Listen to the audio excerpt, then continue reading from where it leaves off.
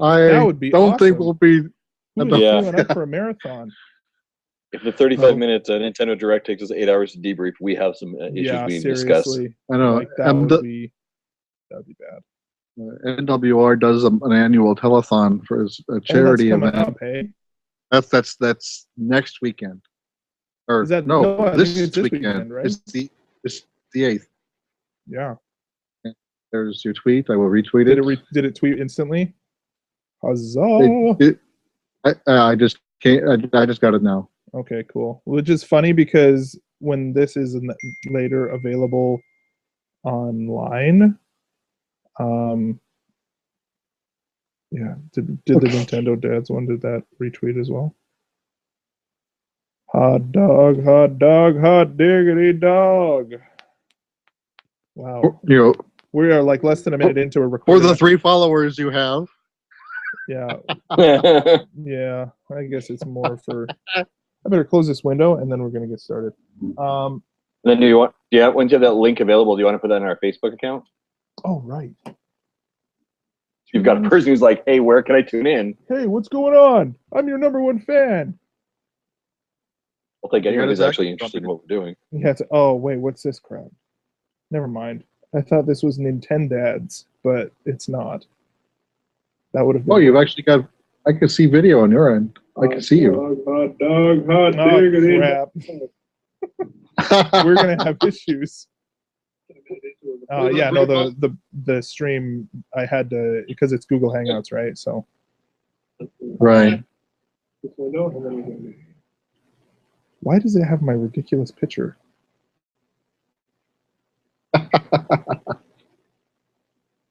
Were you updating the Facebook page? Or do you want me to do it? If I can find it. Yeah, where'd it go?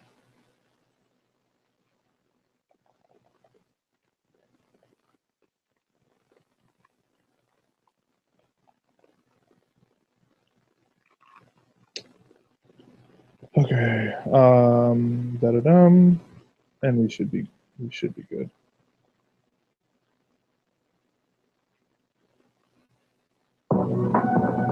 Oops.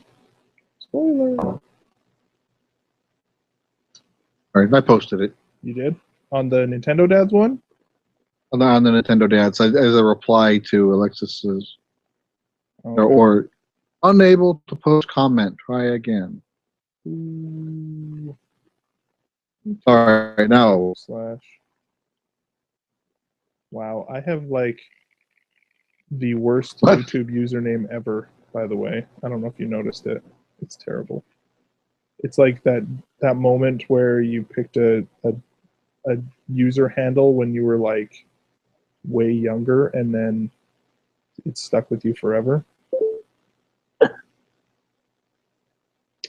yeah, okay, I'll post it on here.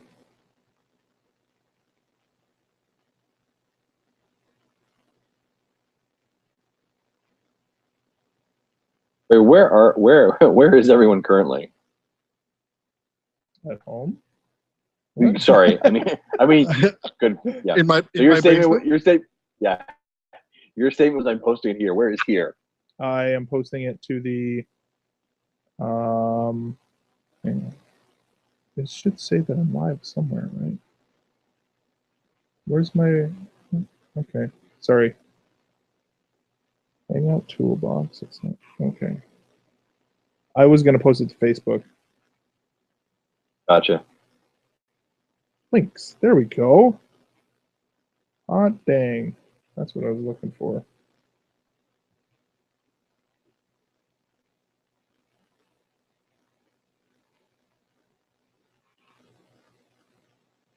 Okay, so just as a sort of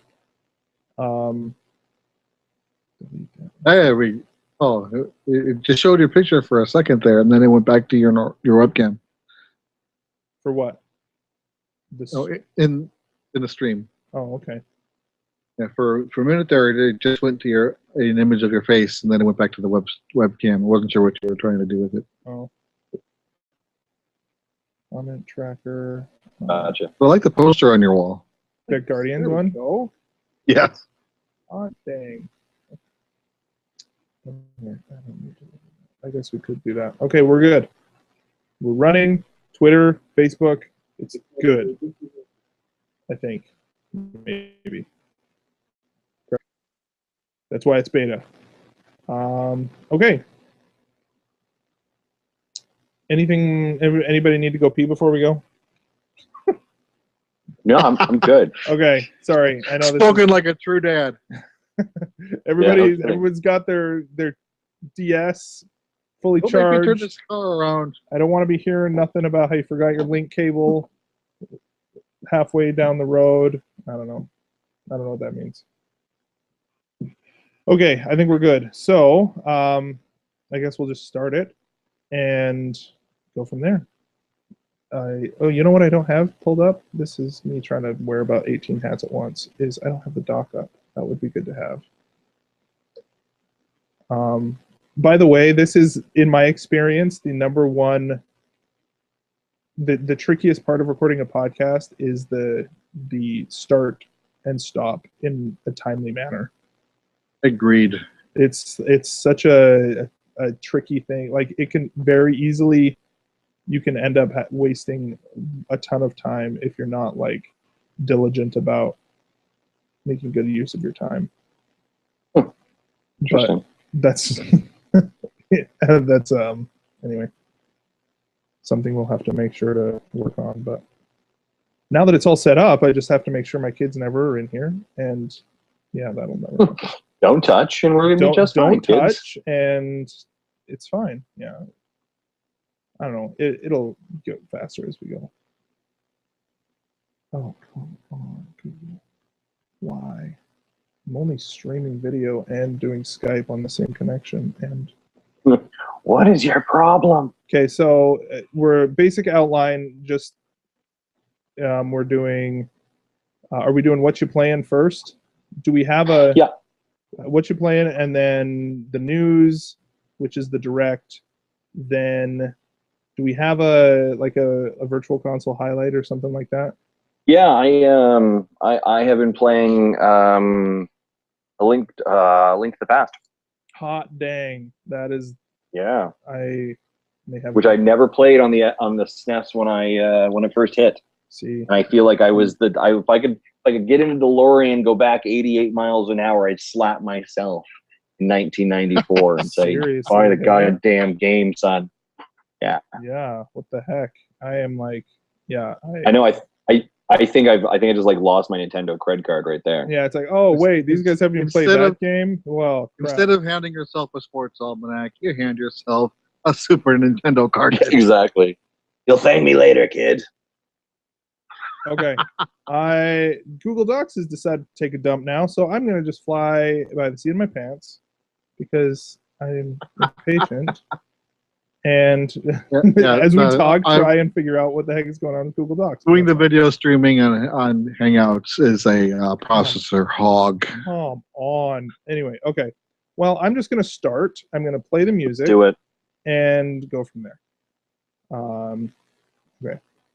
All right, we're gonna count it down, starting in 3, 2, 1.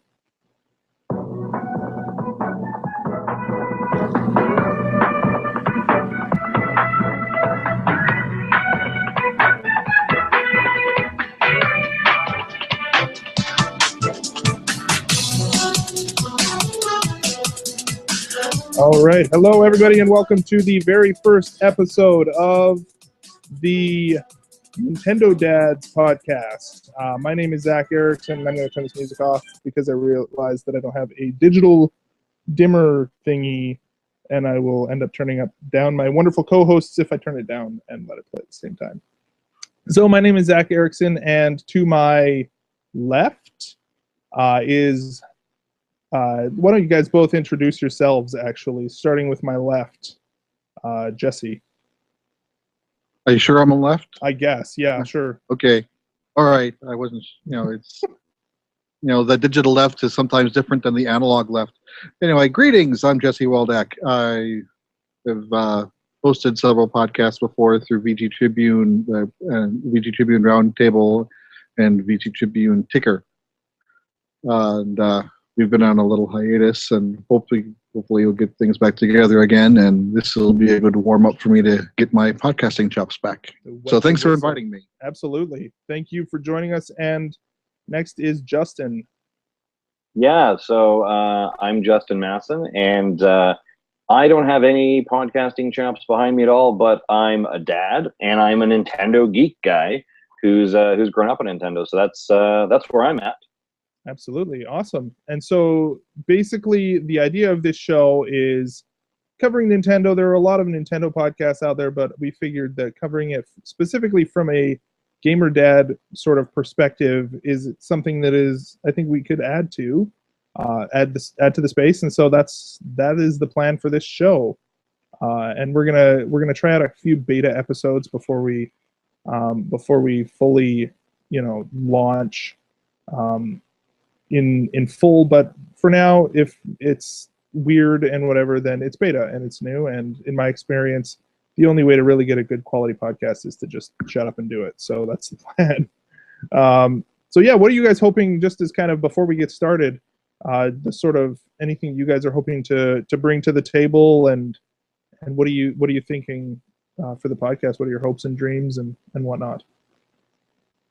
Yeah, I mean, I think for me, there's a lot of conversations around other video game consoles, and I think sometimes, there's a love loss for Nintendo. But for me, just growing up with it, I had such fond memories as a kid and teenager years, and even now, especially, a love for the Wii and the Wii U, and having young kids and introducing them to video games that I feel are okay to introduce them to, an environment that I feel is safe. So. Yeah, I think it's just a great conversation, but some of the awesome stuff that Nintendo's doing right now. And, today's Nintendo Direct was a great example. Some really good things, also some things that make me scratch my head at what they do. But that's the way that Nintendo works. I don't know, Jesse, what about you? I agree that a lot of things that Nintendo does makes me scratch my head. But and I don't think I have anything new that what you didn't already say. What I was thinking is, I don't think we've even shared with each other yet in our talking before recording. How old are our children? So we ourselves and the listeners has an idea of where we're coming from. I've got 3 children. They age ranges between excuse me. Age ranged between 12 and 15. And the 12-year-old turns 13 in a week and a half, so then they'll be 13, 14, and 15. So lots of fun there. So I get the teenage years. You right on. Oh, hey, listen to that. I don't have my notification sounds turned off, and people just heard the ding of somebody texting me. Hello, Peyton Dudley, for interrupting our podcast. That's what the excuse me this was is about, a beta. because your phone went off. Yeah. How about you, Justin? Yeah, so I have 2 daughters, a 4 and a 6-year-old, who I feel is going on the age of 16. So a little bit of a different spectrum than Jesse for sure, but kind of that entry point where you can start to introduce them to games that are a little bit more than My Little Pony or something you find on LeapPad. So that's kind of where I am at with them. Right on. And I have a 4-year-old son and a almost 2-year-old daughter. So the 4-year-old son is very much into binge watching Pokemon on Netflix lately, and so he's really into that. And I've tried to introduce him to things here and there. He loved to run around and dig up flowers in Animal Crossing, and I never like Mr. Rossetti would or whatever in that game, like, just turn it off, don't save it, dang it, don't mess up my town. But he loves playing games too, and we're kind of in the age right now where it's just the perfect time. That was probably roughly around the time when I started really getting into handhelds and was first introduced there. And a lot of my background really was with Nintendo has always been kind of a love for handhelds. I was a huge fan of the Game Boy back in the day, and so yeah, that's kind of where I'm coming from. Turns out I actually have the youngest kids, but that's totally awesome. I think we have a good range here that we're going to have going forward. And the 3 of us aren't the only ones who are going to be in. We'll probably bring in other people as time goes on and get a good variety of perspectives. We have other people who are interested in being involved as well. So Sounds good. Anything else before we move on, guys? That's it. Let's jump right in. Right on. Eventually we'll have bumpers, but for now, the first segment that we have, and again, for some reason, beta folks, Google Docs has decided that I am not worthy. Well, So I think our first segment is what are you playing right now? Yes, absolutely. So I am going to start off, if you don't mind, everybody. We'll kind of take maybe the way that we should do this. We hadn't really talked about this beforehand, but maybe we'll kind of one game at a time kind of go around the table and talk about a game at a time, and then if we want, we can maybe go and have one or two depending on how much time we want to spend doing that. So does that sound good? It's great. Okay, perfect. So the first game that I want to talk about that I have been playing is a little game called Shantae and the Pirate's Curse.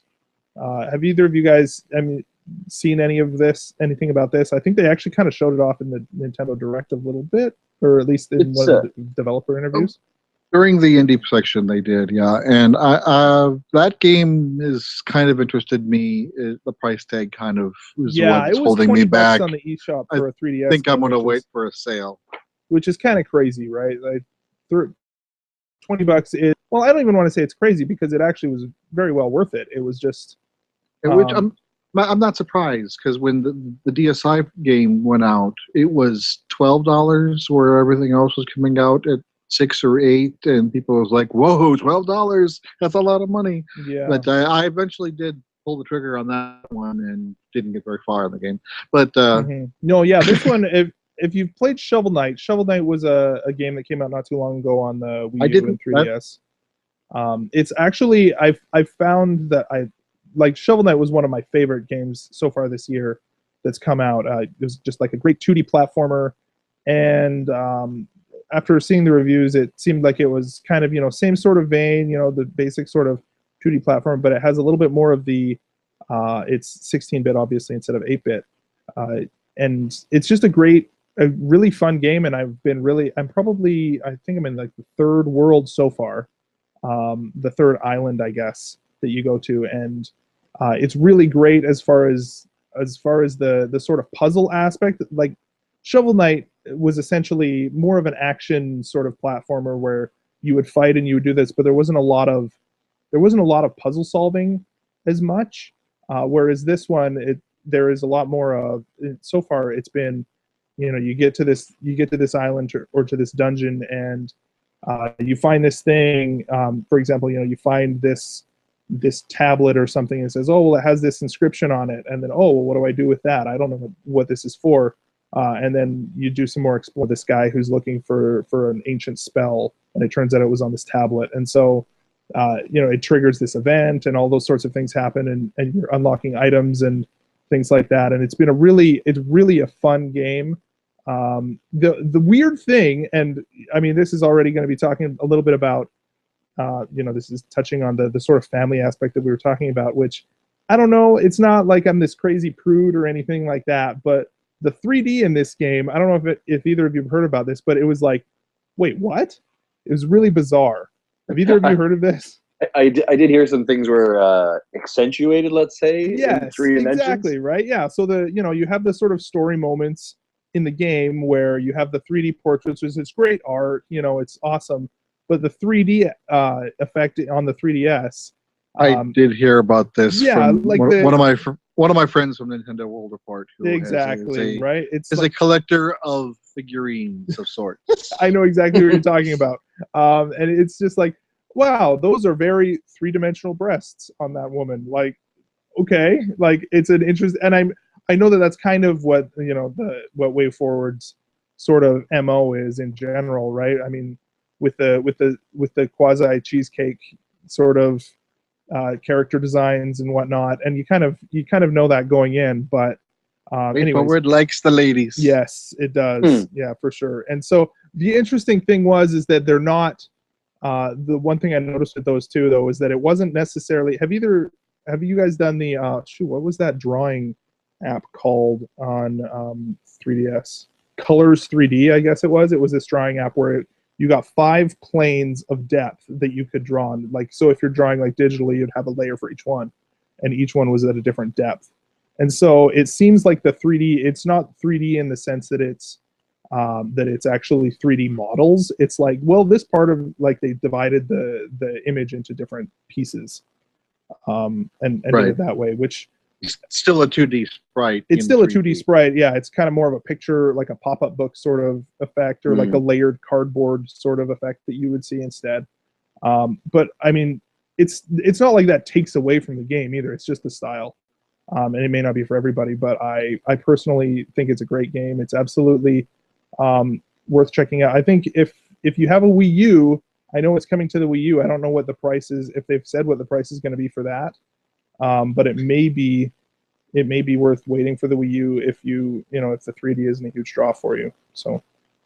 And you were saying, Zach, that it was a pretty stiff price on that too, right? It was $20. Is that It was right? $20, yeah. And I mean, I kind of had a similar sort of reaction when Shovel Knight came out, and that was nowhere near that much. I can't remember how much Shovel Knight was now. I think it was like 16 or something. $15 or whatever. Yeah.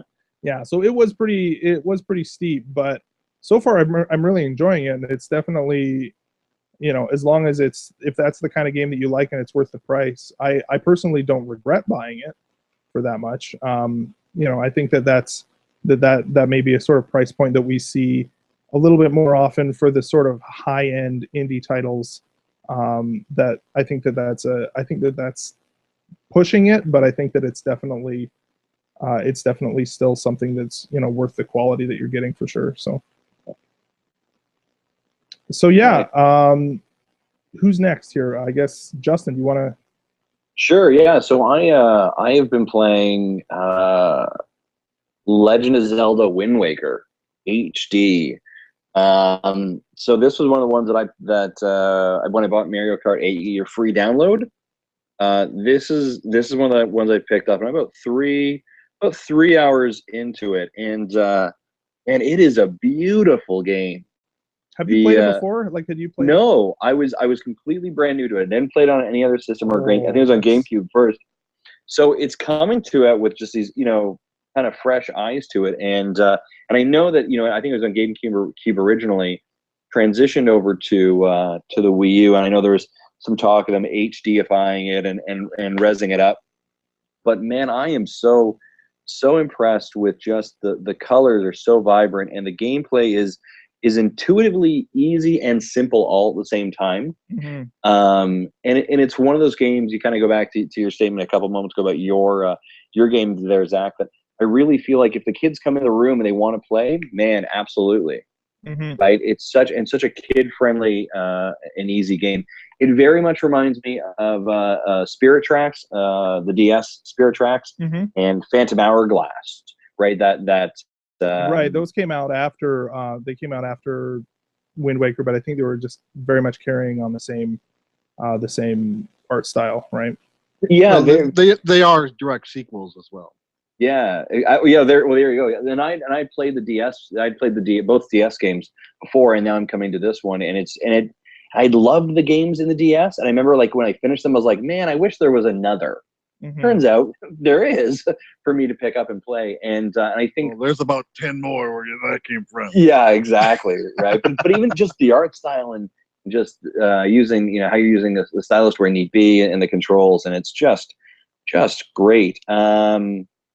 I really was impressed with actually the the game paddle or gamepad play on it, right where it comes off screen. Mm-hmm. Oh, I love that. That's been something that's been huge for me.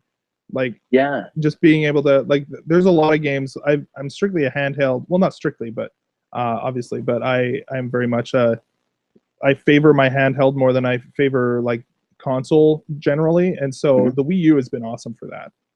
Yeah. Well, and it's nice because it feels like, I feel like when I'm sitting in my living room playing it, and I'm using the big screen on my TV, it feels like a DS experience, right? I'm watching the game up on my main screen, doing what I need to, and then on my actual gamepad or those, here's the button I need to tap to grab the compass of the map, right? So it feels very two-screen experience like the DS gives you, but at the same time, when we need to transition it to, my wife or my kids are watching something on the television, moving it down to the gamepad feels simple, right? It doesn't feel like I'm losing anything there. And it's just, I'm loving it. The only thing I'm regretting is that I didn't start playing it earlier. right after I downloaded, I feel like I should start playing it instantly then, and I'm only now coming to it. But it's a great thing to kind of fill that time as we've got some new games coming in the pipe for the next quarter for Nintendo for sure as well. Yeah, totally. It's funny. I played through that one. I got it. I think I downloaded it fairly soon after it was released.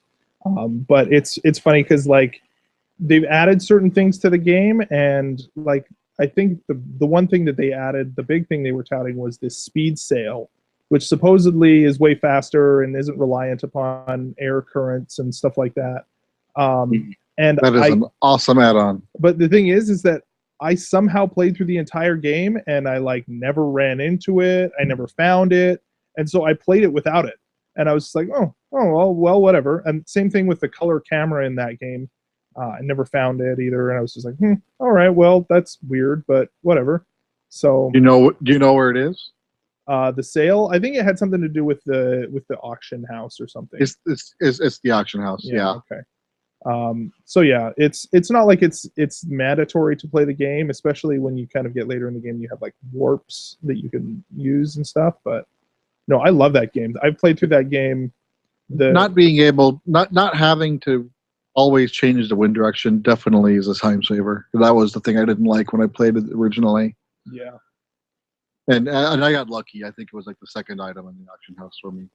Yeah, I don't think I've ever actually seen it. So like I actually tried to get it a few times. I couldn't. But it's a random item, but there is a finite number of items in the auction house.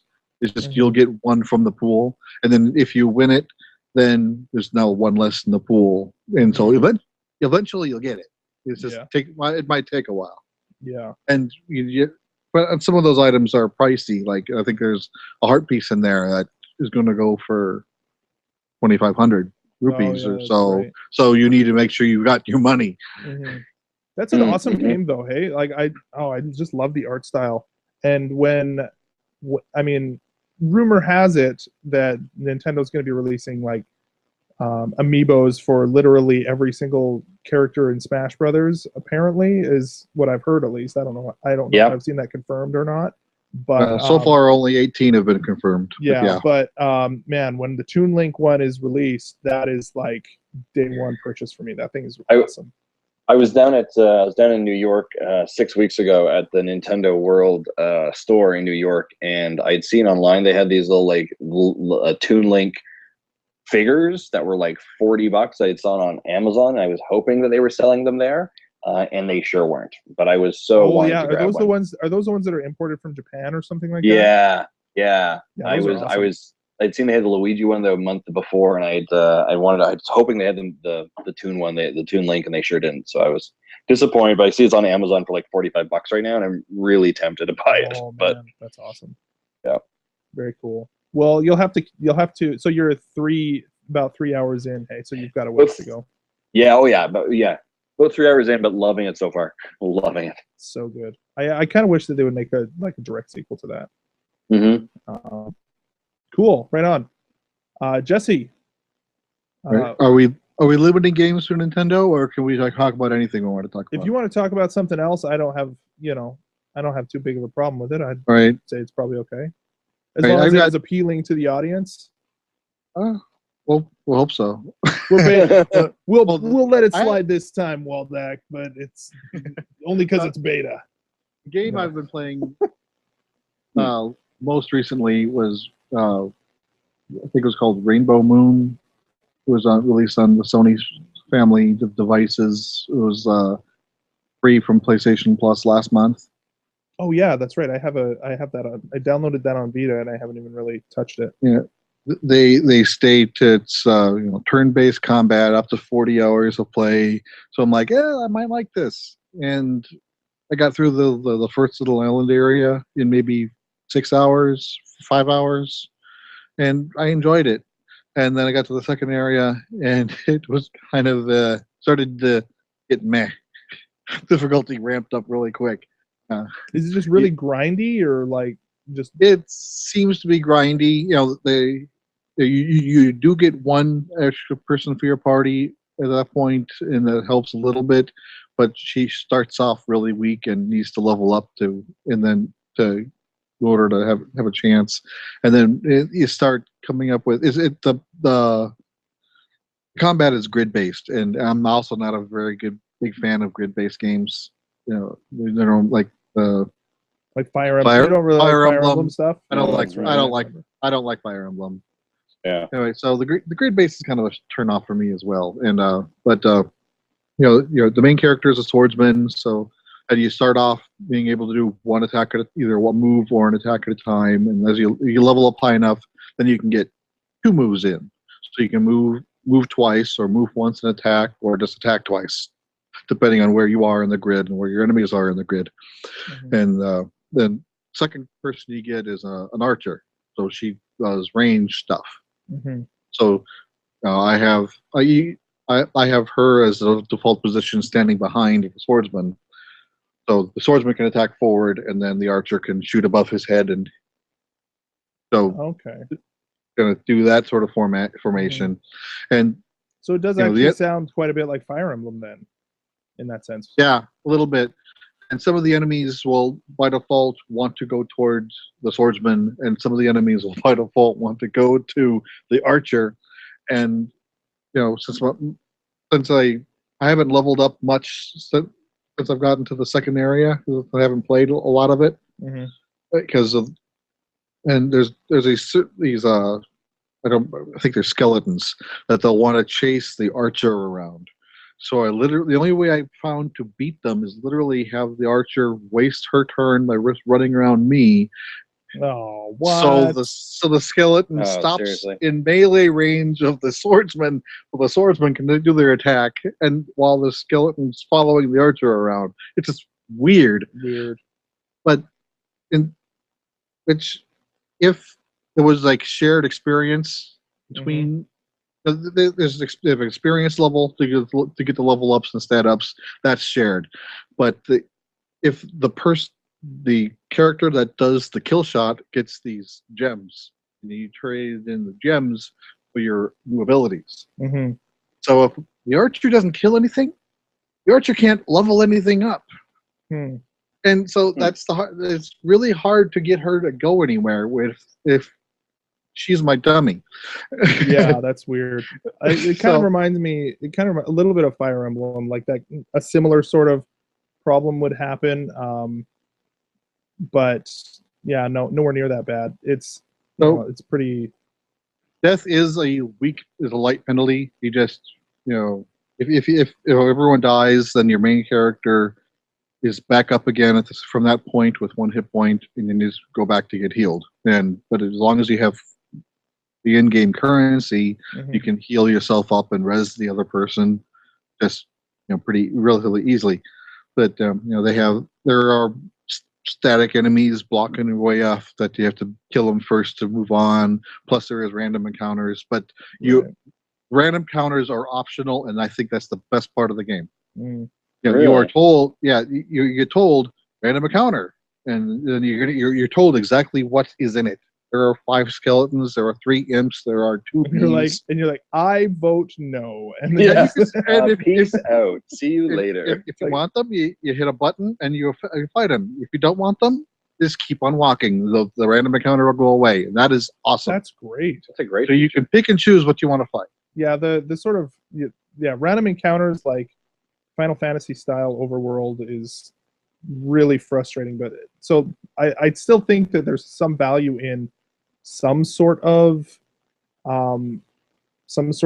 randomness, but it's got to be somewhat predictable, I guess, as well. Agree. At least you need some form of infinite spawning creatures. Mm-hmm. There's a middle point there, I think. Yeah, But and so this is a good solution to that, because there is a finite number of the static enemies. mhm, You kill them, they're gone. right. But eventually, you'll need to kill more stuff to get to level up and get more gems to get more abilities, and you can use the random encounters to do that. Right on. Very cool. All right. Well, we are like half an hour in, and we haven't even started talking about this Nintendo Direct. So let's, I think, without further ado, unless somebody has any objections, let's get started with with this with the news here. Do it. All right. So obviously today Nintendo had a Nintendo Direct. Basically, I think what we're going to do is point by point kind of go through each item on the list and just quickly give any thoughts that we have for each one, and yeah, the information that we know, and maybe do a little speculation and complaining or rejoicing or whatever we decide we want to do for each one. I know there's a little bit of both I want to do here and there. Yeah, I think so. So I mean, I guess I'd ask the question, like, what was your guys' overall feeling of the Direct? I guess going into it, what were your thoughts, and also how do you feel afterwards? I don't know. I would say for me, I was overall, it was very much like we had this really sort of interesting period where Iwata was like on sick leave, and we would get these like really sort of unique Nintendo Directs, and Nintendo of America seemed to very much be at the helm of them, and so on. And it's like the last one for the 50 things from Smash. Yeah, like they've been really creative, and then all of a sudden Iwata's off of his sick leave, and it's like, oh, we're back to the way it used to be. Yeah, you know what I mean? Where it's just like, oh, like I'm sorry. At least he didn't have fruit. Yeah, right. Yeah, And it's just like, I don't know. I don't like. We can talk about this a little bit more later, but I really am questioning their choice to keep him on the keep him as somebody who's the person who's the voiceover during the narration of these like near the end of the Direct, when he was talking about Splatoon and Xenoblade Chronicles X, I was like, I'm not racist, I promise, but I honestly cannot understand what he's saying. Yeah. You know what I mean? Having completely barred all the presentation, sorry, just barring all of that, it's I think that it was not surprising, but not neither good nor bad. It was basically just a pre-recorded press release, I guess, which is kind of what they've always been. But the creativity is lacking now that Iwata is back. Yeah, Jesse, what about you? Oh, yeah, I agree. And at least he didn't do the talking the entire time. And they did give Bill Treehouse Bill the floor for maybe half the show, and near the 3/4 mark where Miyamoto talked with the voiceover translator. I'm like, at least Iwata tries to speak English. Yeah, I would rather have a really good English voiceover than a really difficult to understand accent, though. And this has nothing to do with with race or with acceptance or whatever. It's like, this is a business. This is a company who is doing PR videos, and exactly, like this needs to be entertaining for your customers, and they shouldn't be straining trying to understand what the heck you're saying. Well, I think the problem is, we all saw back in June when E3 came out, and Reggie and Mr.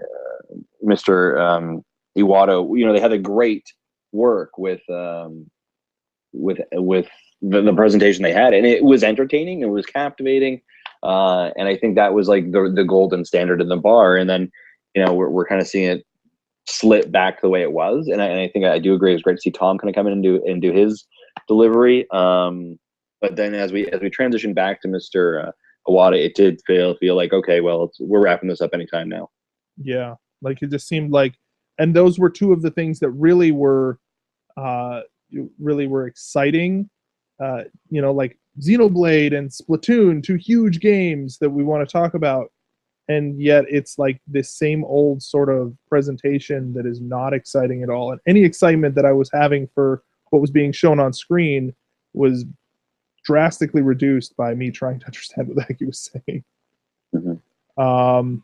So yeah, so the first thing, anything else before we, Jesse, what about you overall? Anything else? Overall, it was kind of a meh. I think about 75% of the games they talked about, I really don't care. Mm-hmm.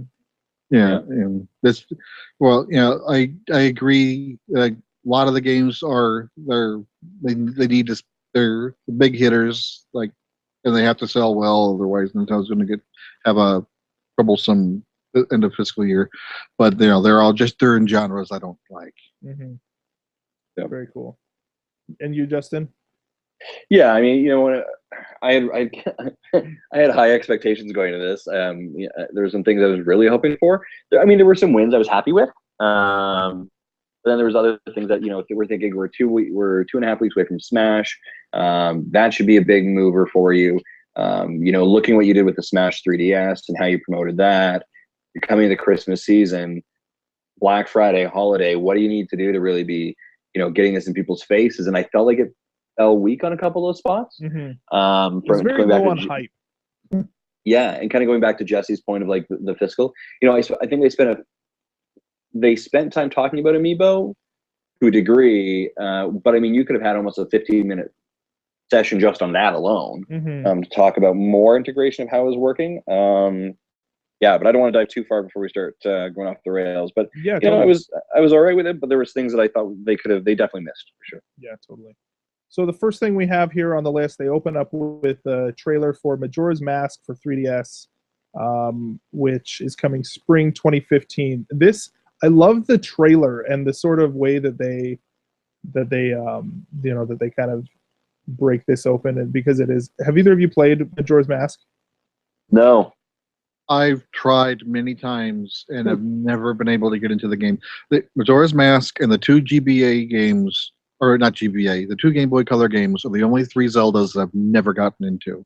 I've finished every single one beyond those, but those three games I cannot play for some reason.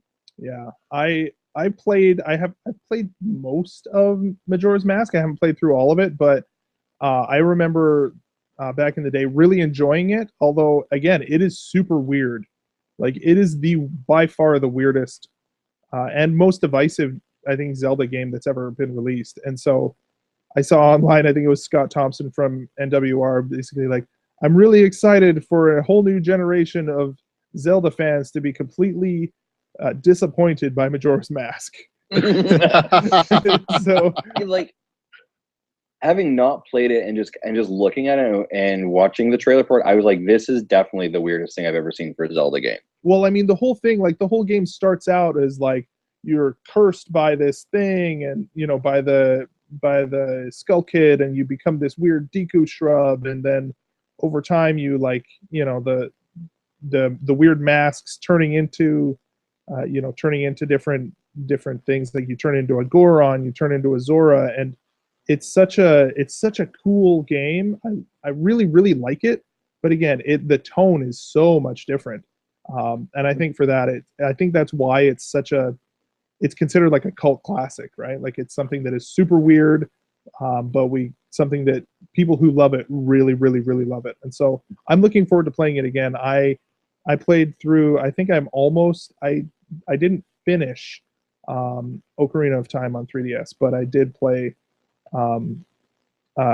most of it. And so, I mean, it looks gorgeous as well. Like for the 3DS, the graphics on there look great. So yeah. Now, Majora's Mask, that was a throwback to the 64, was it not? Yeah, that was a follow-up to Ocarina of Time. Have you heard of game theory explanation of Majora's Mask, or what's actually going on? Oh, I think I have heard something like that. What was they're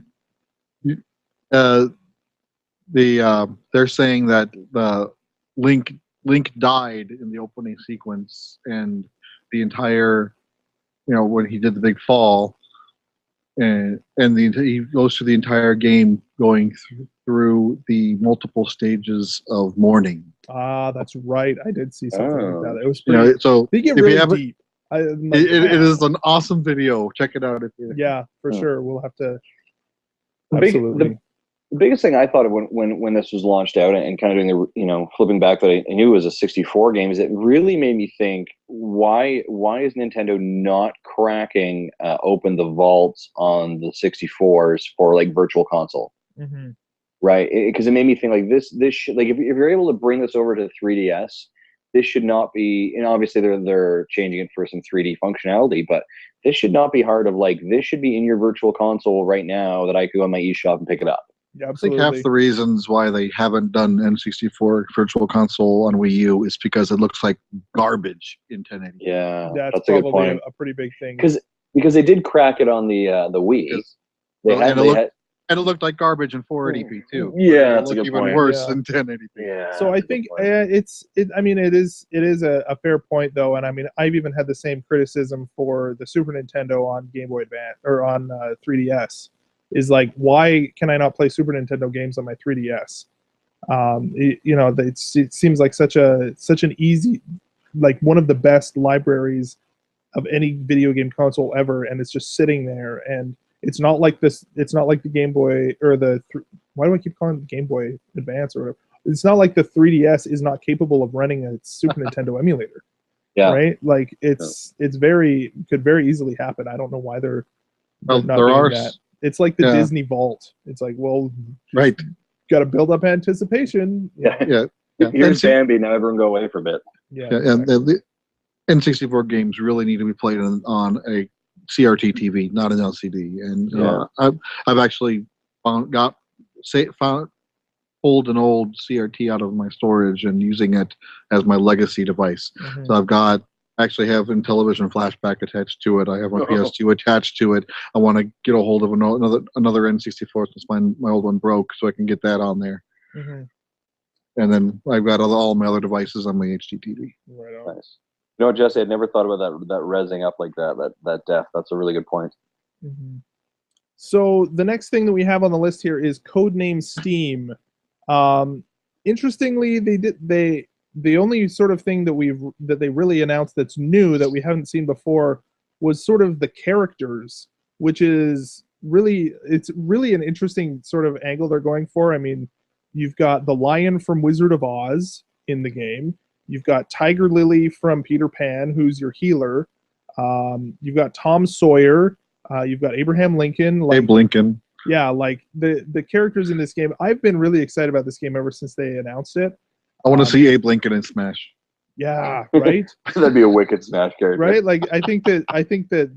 I mean, one of the characters from Codename Steam and like the Inkling from Splatoon are like screaming to be like DLC Smash Brothers characters. Yeah. I think that would be awesome.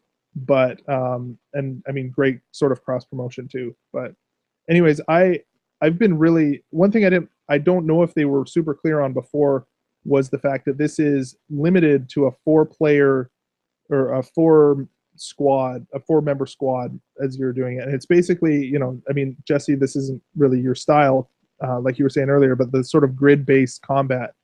Yep. But it's all third-person shooter style as well. I'm really looking forward to this. I actually really enjoyed Fire Emblem Awakening on the 3DS. And it's from the same development producers, although it seemed like it might not be the same team that's making this one. I know there was also Shin Megami Tensei Cross Fire Emblem that somebody's working on. I don't know.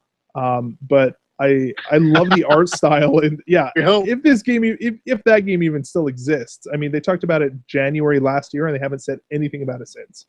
But I presume they're still going on because there was the cross promotion between Fire Emblem and that's right, yeah. Last year. That's yeah. right, yeah. So anyway, I don't know. I'm a huge comic book nerd, and this whole game is just looks awesome. But I don't know. What are you guys thinking about it? Feel free to rain on my parade if you think it looks like crap. Yeah, I mean, I don't know if I know enough about it to really have a good say on it. But I think the art style looks really cool. I'm excited by the fact that it's from the Fire Emblem development producers. I think that kind of excites me because I feel like there's already good content from them that you can kind of trust it. So it definitely piques my interest. I'd love a hands-on with it to get a better idea of how I really feel. But it's definitely I think a very interesting twist. It feels very North Americanized, if you would, right? With the Abe Lincoln reference as well. But yeah, I think it sounds cool for sure. And I agree. I like the art style, and I think my kids might like it.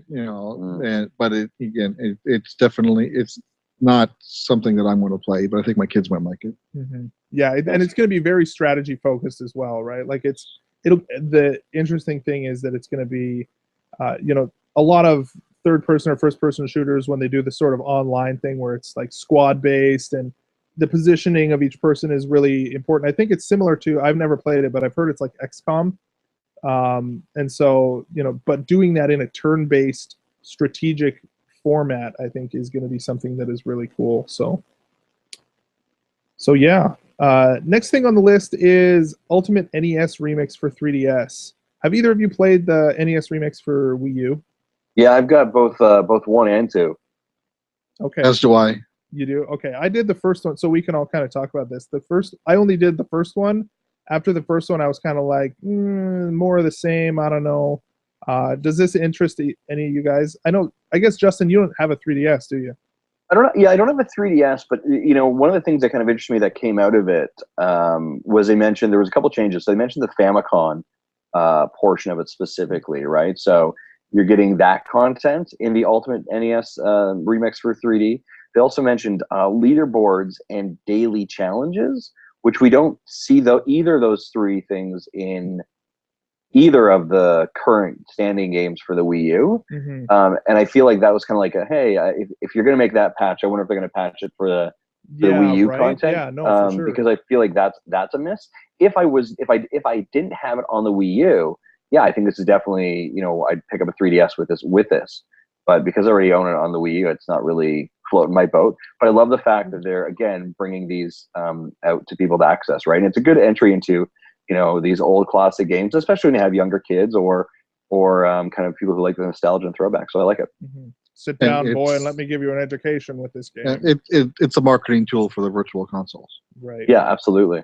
Mm-hmm. And I agree with you that they should have had the leaderboards and daily channels challenges in the Wii U version.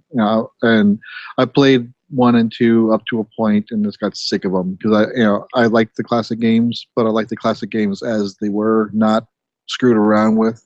Mm-hmm. Yeah. So yeah, and not like the sort of ROM hack style of. Yeah.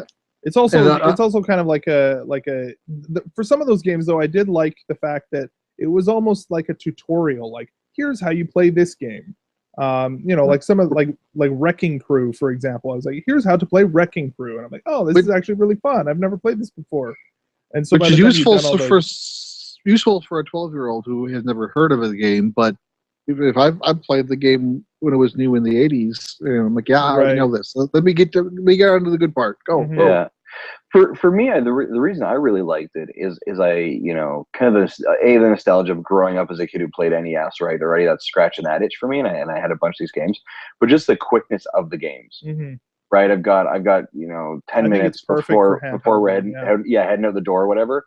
Bang, I can hit out a couple of levels in Mario, Super Mario 3, and I'm done. So I kind of like that quickness of it, and also that star recognition of like, hey, you've got 3 stars or 2, very much like that old Angry Birds kind of mentality where you kind of want to keep going. So I think for a mobile platform, I think this is spot on. You're convincing me. Oh no, what have you done? No, yeah, I absolutely. Our agree. objective is to ruin your bank account by the end of the sack. You don't even know, man. I have got the worst impulse purchasing on my 3DS ever. I haven't heard from the Japanese side, but if NES Remix is getting a Famicom mode, does that mean Famicom Remix? Is that getting an NES mode? I don't know. That's nice. a great question, though. Very cool. I like it. It's only fair. I think so. Come on, equality.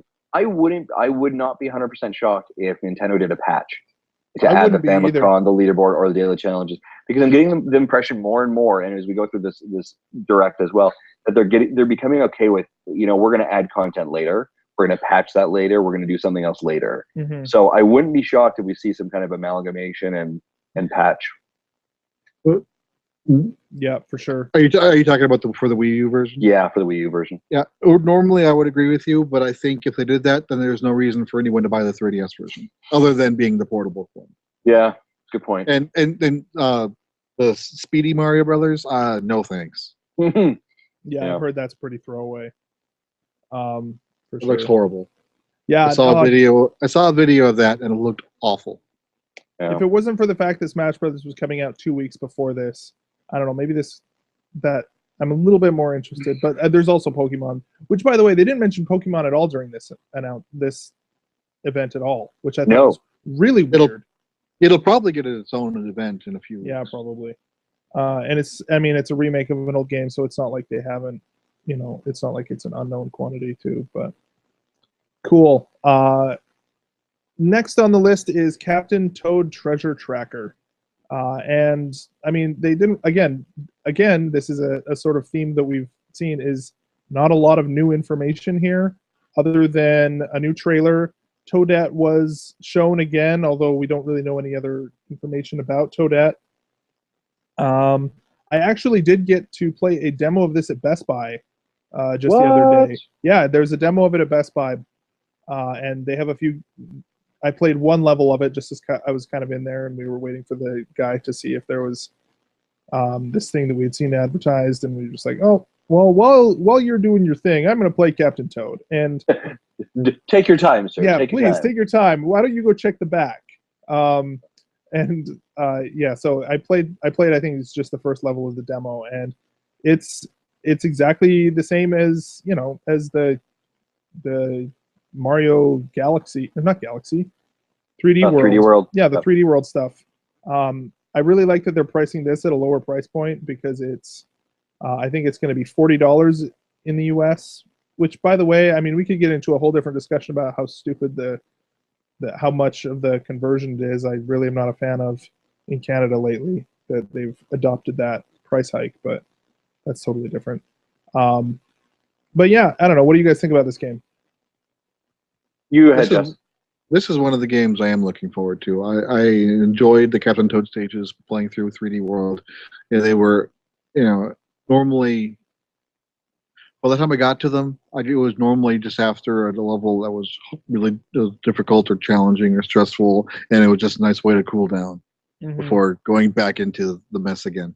And I didn't unlock the final stage, but I got really close, and some of those end game stages were awful. And my son managed to unlock the last stage, and I don't know how he did that, but well, I know how he did it. He spent hours playing it, but it's just he never could finish that last level.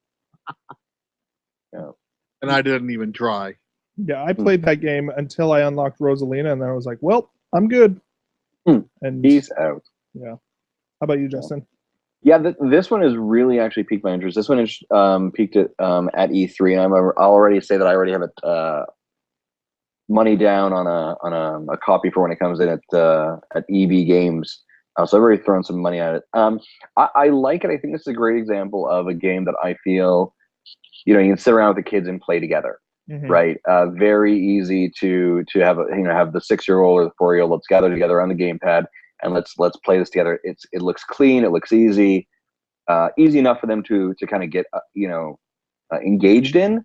Colorful enough. You've got Toad or Toadette. I'm interested to see where Toadette comes into that fray of things. So I'm really actually kind of excited for it, much like Jesse is.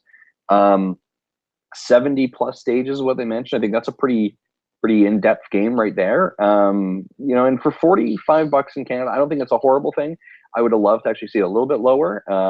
But I think all in all, I'm pretty happy with it, and I'm actually really excited to give it a go right around the Christmas season. So for sure. Yeah, totally. My one criticism with the demo was how actively you have to, and this was kind of the deal in the 3D World game as well, in these levels, but how actively you have to be involved in managing the camera.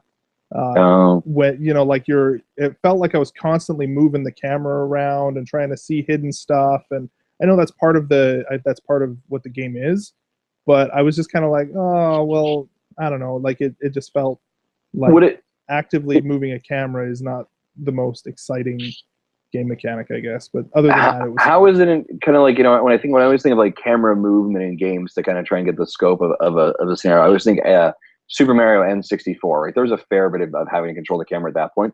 Getting better or worse comparatively to that? Well, I would say like it was. The camera is completely independent of Toad, so if you wherever you move the camera, it's locked there until you physically move it. So if you want the camera to be pointed a different way, you have to move the camera that way.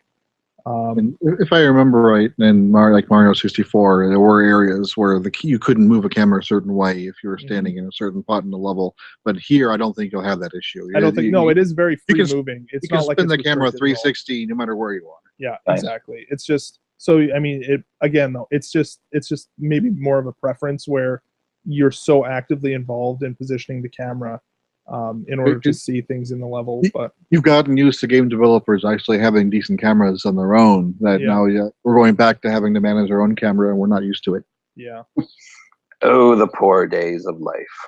yeah.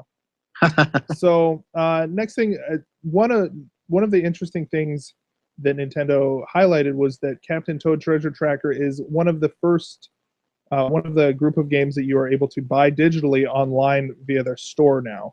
And I don't know if any of you guys have seen this, their sort of system, and I actually went and looked at it because I was like, oh man, if I can like go and buy Smash Brothers, because I'm all about like digital.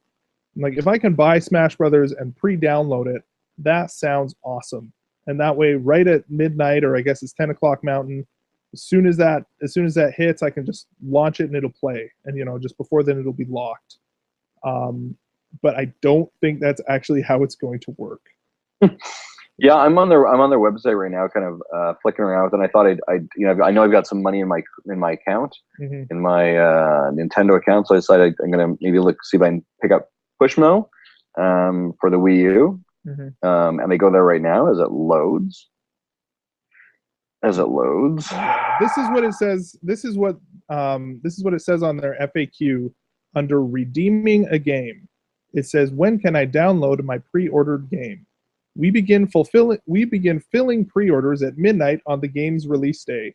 If you've pre-ordered a game, we will send you an email with a download code and instructions to redeem the game in the Nintendo eShop. Orders are filled in the order they are placed, and we expect most games will be fulfilled within a few hours."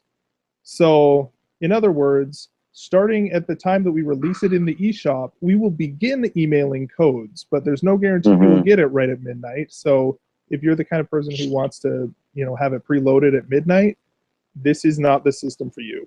Like this blows my mind, because it's kind of like You were so close, Nintendo. yeah, Yeah, like you're just about there, guys. But it should literally be: I go onto their site, I enter my secure Nintendo ID network thing that I know. My credit card's already linked up to that currently, and I go click, Smash Brothers, and it begins to cycle it. Well, And- I would say that's partially right. Nintendo themselves do not know your credit card number. It's stored on your system, so the website won't know what your credit card is. Right, yeah, but shouldn't you be able to log in through your secure Nintendo Network ID? That I agree, but Okay. but the website still won't know what your credit card is, because that's Right, yeah. stored on your system. I don't think that's sent to them. They don't want to store that information. They don't want to be responsible for that with everything that you've heard going on. Target. It does stuff. say, make buying games super easy with the Nintendo Network ID. So when you actually do buy it, you do sign in with your ID. But I'm not sure if that account information is stored on their servers. If it's stored on the hardware, I'm not sure. And even if you're buying a game that's out, and you're buying a code which you have to go in, and you can go in through a different website to do it, to enter the code in, or you can do it through eShop. But if you have to go through eShop anyway, I'm buying it from eShop. Just go to the eShop, yeah. If they did it like PlayStation does it awesome. I can go to their website, I can go to store.playstation.com, and I can say I want to buy this game, done, and I don't have to do anything else. And within hours, download starts. The only thing that I can think of here is that this is some sort of an interim solution for what we actually want. And I know that that's probably wishful thinking, but they've been talking about how they want to have better, more more unified account systems and stuff, and they've kind of made pretty decent inroads in unifying through the Nintendo Network IDs and having Miiverse on the 3DS and all of that kind of stuff. And I think that this is probably, at least in my estimation, like a first step, them trying it out, saying, okay, well, if this is how we do it, then how does this work? and So- then not really willing. I mean, they've never really been willing to look at their competitors and say, well, what are they doing and is it working? Like, that's not really their style. It took them how long just to adopt the idea of a demo? Yeah. And so they're trying to figure it out themselves. DLC. Yeah, DLC is another perfect example. Mhm.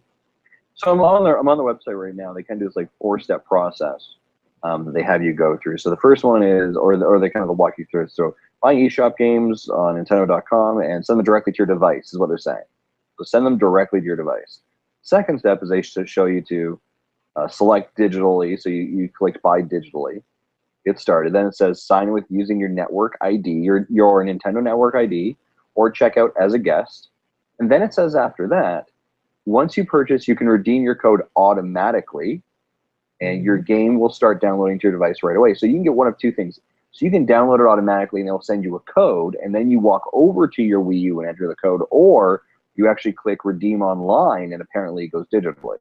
Okay, so you can do like you can buy a code and have it be, like more of a gifting system then.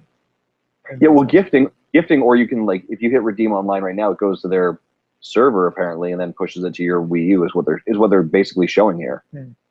I don't remember what the URL was, but there was another website that someone showed me when I think one of the Kirby games was free for a day or something. I don't remember what the deal was, but you could get a code and then through a website apply that code, and then that'll automatically download to the system.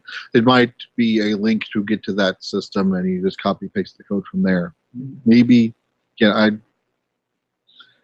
it's I'm still. not sure. I agree that this seems like maybe I wouldn't even say half, maybe a quarter of what they want, what we want them to do. I think Yeah, honestly, exactly. like you said, Jesse, I think that Nintendo's, or I think Sony's has got it figured out. And I don't know. In the meantime, I just went through today and on Sony.PlayStation.com and clicked. It was like 8 games that I got for free for PlayStation Plus. Yeah, Just I click- usually do that every month just to make sure I have all Just- the free stuff. Add a cart, go. Done. Yeah. Yeah. I haven't looked back at my systems, but I bet half of them are installed. Mhm. Yeah. So yeah. Anyway, interesting. I hope to see more in the future from them. But moving on to Mario Kart 8. Wow, we got a lot left to do, and we're like almost at an hour already. We are at an hour. Okay. That's okay. We're in beta, folks. That's what it's for.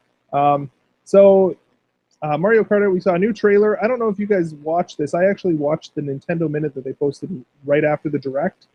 Yep. And they showed 3 of the stages, like whole race, right? Did you watch that? Yeah, it was awesome. Yeah, it looks great. So the 3 tracks that they showed were, what is it, Hyrule Circuit? I don't know what the names are, but they basically showed the Zelda stage, the F-Zero stage, and the Excitebike stage. Yep. And the Hyrule stage, I think the coolest thing was well, not the coolest, but one of them was all the coins were replaced with rupees, which I thought was a great touch. And there was some cool thing that you can activate for the Master Sword in there. It was a great stage. F-Zero stage is 100% anti-gravity, which is really cool and perfectly appropriate. And the Excitebike stage, the cool thing about that was every time you play that stage, the placement of the ramps and the things in the stage are completely randomized every time. So that stage will be slightly different every time you play it. Nice. And that's coming out next Thursday, which is November 13th, which is a big thing we were all asking, right? When is the date? What is it? And I love the fact they actually answered it for us. Yeah, for sure. And it's definitely included in that game. In that update will also be the amiibo functionality, which they talked about next, which is, I don't have a list of them. Shoot, 8, I believe, of the amiibos. I think 8. Yeah. Yeah, that will unlock a racing suit, which is interesting that it's just an unlock. It seemed, at least from what I watched of it, that basically you and your buddies, everybody can just bring all of your amiibos together as long as your friend has it. It looked to me like you only had to scan it once and it would unlock it in your game permanently. So well, And I thought this was an interesting way to basically kind of add characters that you're not really adding, right? I think it leaked out a couple days ago that, for example, Fox was going to be a usable amiibo in Mario Kart 8, and I was like, well, we don't either they're going to introduce us to a Fox character, or there's a Fox level they're going to bust out. But I was really kind of interested to see, no, you scan Fox and your racing suit becomes Fox. Yeah, you kind of get right. So it's kind of like that half of like, okay, well, you can kind of throw that character in. And I mean, so same with Samus as well. Yeah, especially the Captain Falcon one. I mean, the helmet had like the Captain Falcon eyes and everything, right? So I like it. It definitely is. I don't want to say it's underwhelming, but it's just like, yeah, that's about right. That feels it. I don't. There was on the 3DS Mario Tennis game. They had a sort of similar sort of costume thing going on, and with the different character themed outfits and whatnot. And so I don't know. I like it. It's definitely better than the alternatives of like Skylanders and Disney Infinity, where well, you bought it and it's for this one game. You never, it's nice that even if it's something little, it unlocks something in the game, which I think. Yeah, because when they had mentioned during E3 that we're gonna have Amiibo out for Mario Kart and all these other games, my nightmare thought was, oh good, now they're gonna have a whole release of like just Mario Kart Amiibo ones, right? Mm-hmm. So like there's Mario in a cart and that's your Amiibo, and I'm like, oh good, like here's my wallet, just I'm done. Thanks very much for coming, right? But I was excited to say like, okay, I can see now you're using them in different games as well. So the one I purchased in Smash, I purchased my Mario in Smash, I can use him, to a lot of other things. So that kind of feels better. Yeah, totally. And I mean, I was talking to some people on Twitter immediately after the Direct, and they were saying, man, well, it seems like Nintendo sure has an empty slate immediately after, in January and February. And I was like, listen, man, the less games that are released, that means more money that I'm going to have for Amiibos. Yeah.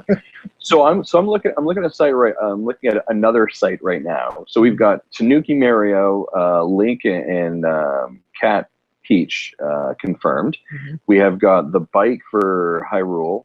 We've got the F-Zero's car. We've got like another kind of off-roader for Mario. Mm-hmm. And we have some other kind of little dragster and 2 new cups. Right. We've got the Yoshi Cup, essentially, or it's an egg, and then we have the Hyrule Cup.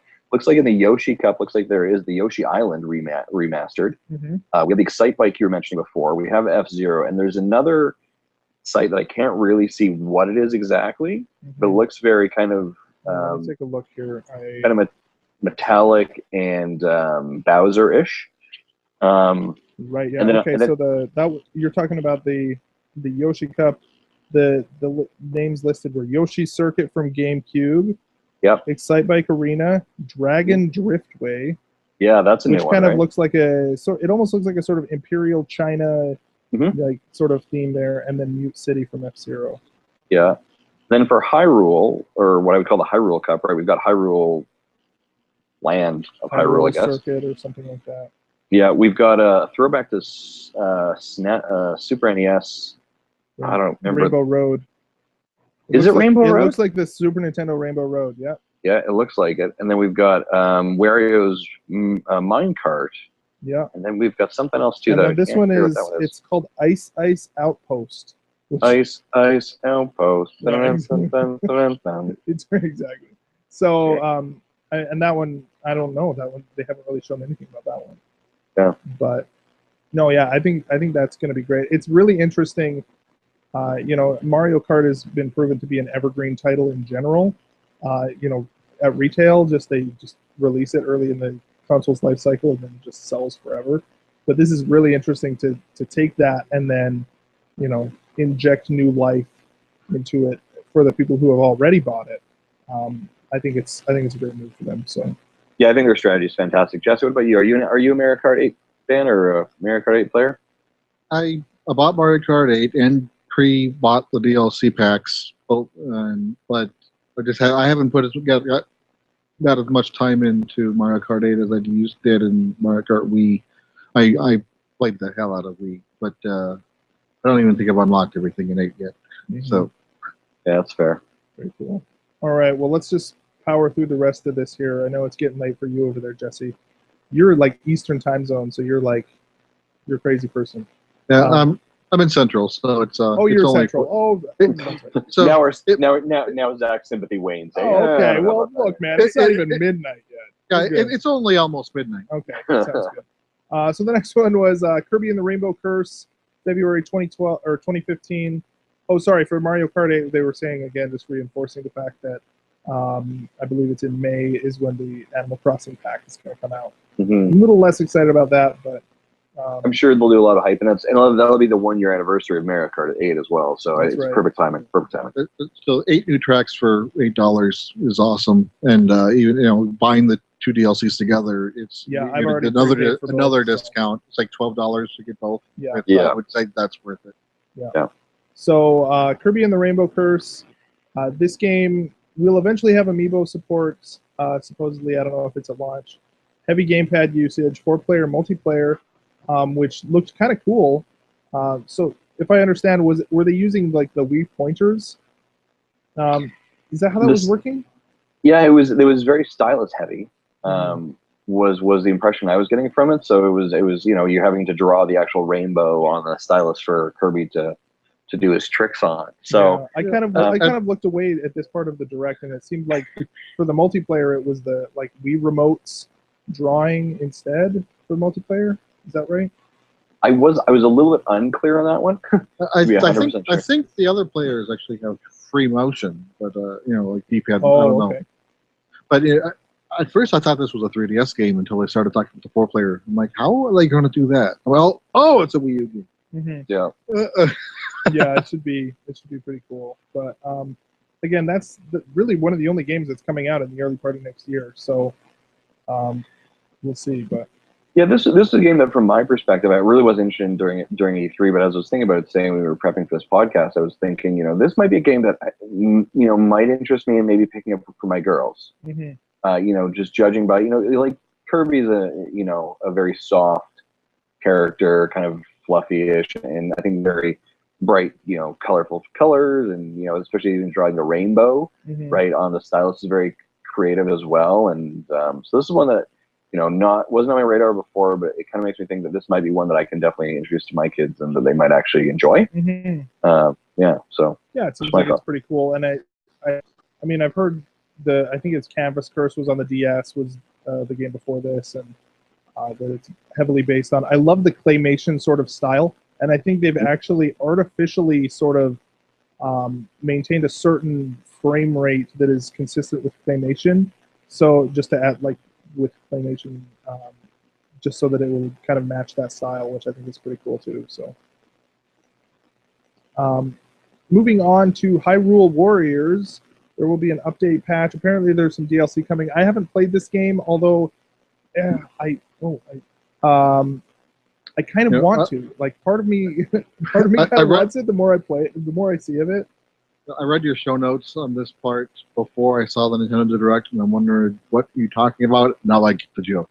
Yeah, Amiibo activates Beyblade, right? It's basically what it looked like. I don't know if you've seen Beyblade before, but it was like this I know Beyblade. Japanese animation of kids battling tops or something. Dueling tops. Yeah. And so if you use the Link Amiibo, then you get this. Apparently that's also the spinning top or whatever was actually an item you used in Twilight Princess. I never played all the way through Twilight Princess, but apparently that's an item that you use there for some puzzles in that game.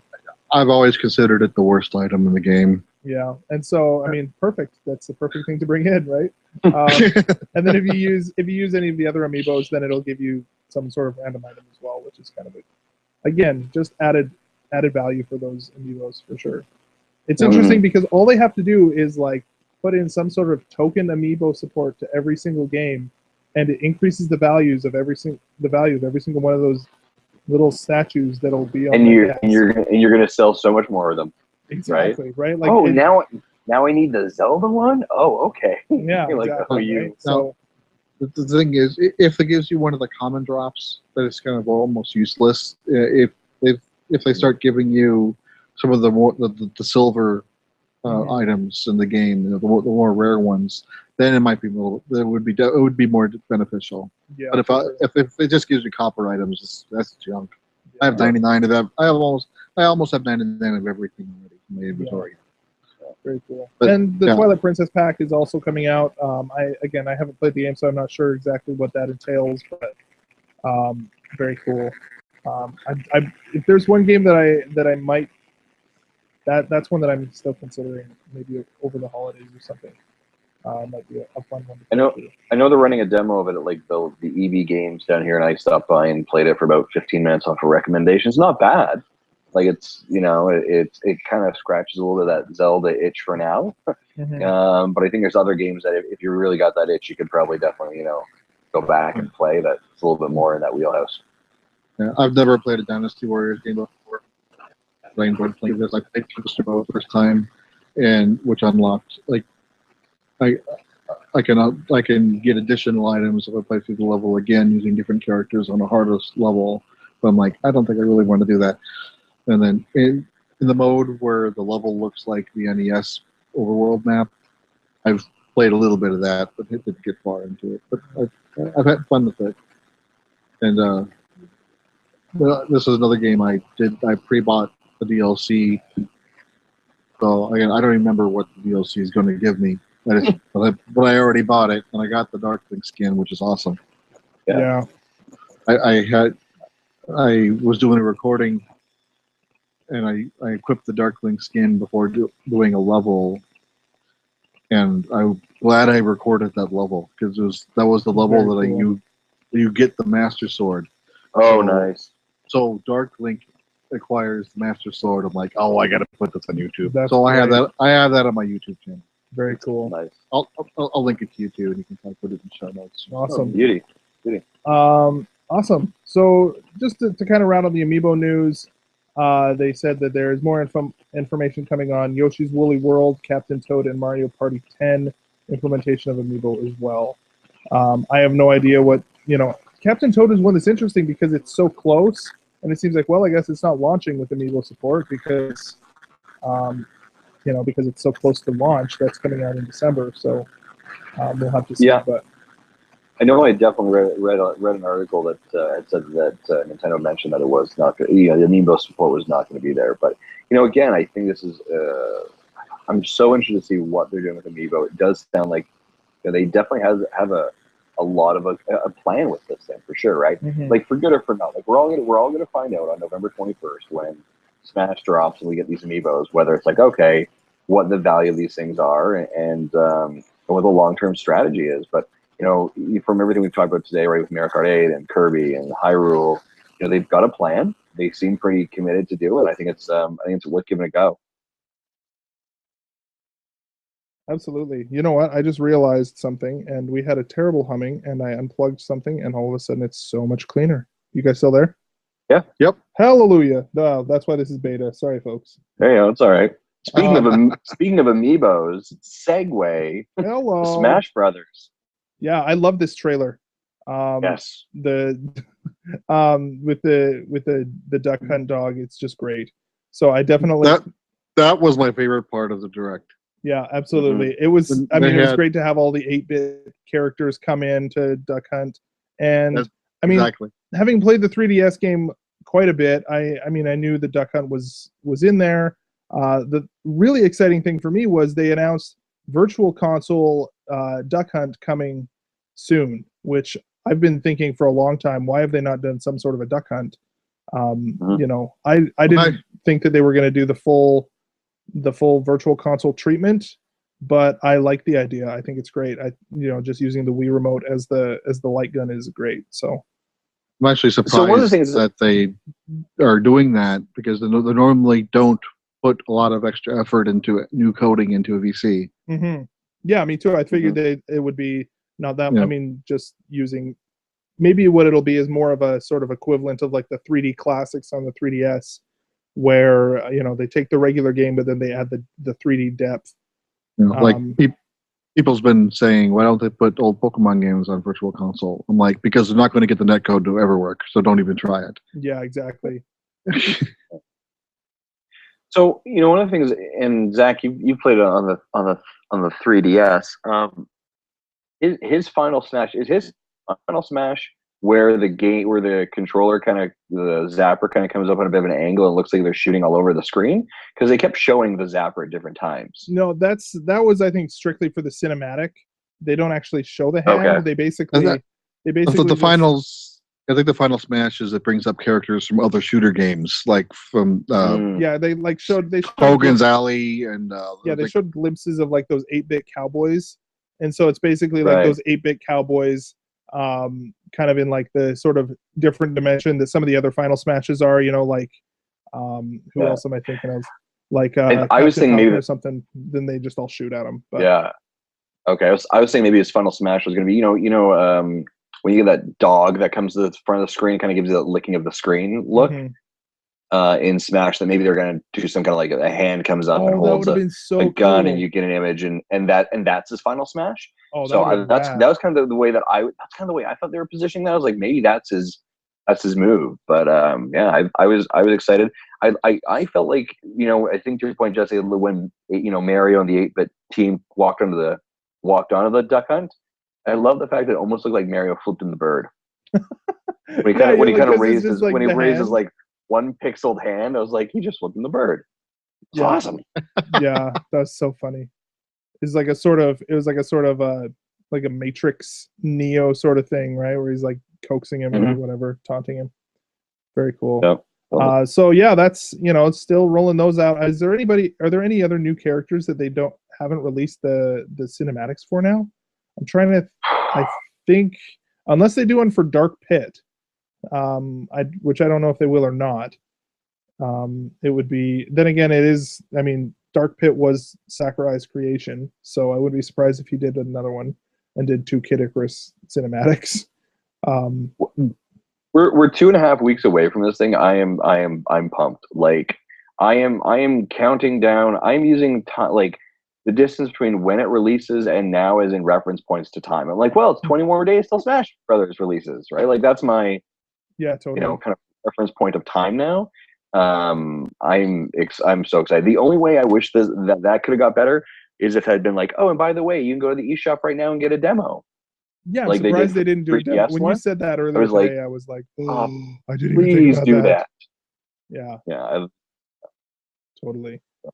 Yeah. I'm totally excited for it. Jesse, are you a Smash fan? I am not, but my son is, so I'm still buying the game. He also owns the game for the 3DS, so we'll be able to get the U2 for free when that comes out this spring, and the soundtracks, which sounds awesome. Very cool. There's another little quick funny story I want to talk about before we move on. My son has seen most of the cinematics that I've shown him, from Nintendo Directs, and he just recently discovered he can install emulators on his laptop and play them. So he's been playing Mega Man 2, and he's almost finished. He's in the Dr. Wily stages now, but he's never paid attention to what happens in the beginning in the start screen or in the track mode. And I told him, watch his hair, hit start, and then he sees the helmet form. And I said, no, they did the exact same thing in the Mega Man reveal for Smash, and he didn't believe me. And I said, oh, look it up. And he saw it, and he goes, oh my God. That's awesome. I'm Very like, cool. yeah, this game references things. Oh, it's so crazy. Yeah, it's amazing. The research that must have gone into it. I mean, obviously it's Nintendo, but at the same time, it's the amount of stuff that goes in there. Especially for being a non-Nintendo character. Yeah, totally. Right. Like it's absolutely faithful to it. So, jumping and sliding animations. Yeah, just out of the game. It's perfect. Just in a 3D model. It looks awesome. So, next on the list here, they had a little bit of a video on third-party support. They talked about indies. Talked about a Commander. I'm just kind of looking through here. Honestly, a lot of it just seemed like, look at us, we're indie friendly. We're doing this indie thing. Yeah. And a lot of sort of, garnering the support of the indies. I really did actually like the inclusion of Commander video in the Wii U version of Smash. Have either of you guys played the Bit Trip series? or more No, recently, I haven't like seen the it, Runner though. Runner 2 is on Runner 2 is on the Wii U that I think is very much worth picking up. It was one of the first games I bought when I got my Wii U, and it's really good. And so having that trophy is really cool. Yeah, I think I have it on Wii U, and I think it was also free on PS4 1 month from PS Plus. Yeah, and so I didn't get far into it. yeah, then we have the Persona Q 3DS, and we have Monster Hunter 4, which probably the weirdest video I've seen in a really long Oh my time. god. It's so weird. This is where things started going like downhill. Like this is Yeah. about the 22 minute mark, and you were like, all right, well, I'm all right. There's some good things going on, and then it was like, what just happened here? Yeah, and I was like, I mean, they've been announcing a lot of that stuff for the Japanese release. I know that that's coming sooner, but I think that it's definitely, I don't know, it was weird. I think that game is fairly close to being released. Is the funny thing. I'm surprised they didn't give a date for it, but and that may be a game that kind of gets us through that January-February time point Mhm. as well. But So to go back to the indie games for a quick second there, I did a quick count on another site that actually listed the indie games, and there are over 25 indie developer titles that are coming out in the next 6 months oh wow, between Wii U and 3DS. That's pretty substantial That's pretty for the crazy. indie. Yeah. yeah. Is there anything that's sticking out to you there? Or? One of the things that stuck out for me is I saw SteamWorld Heist.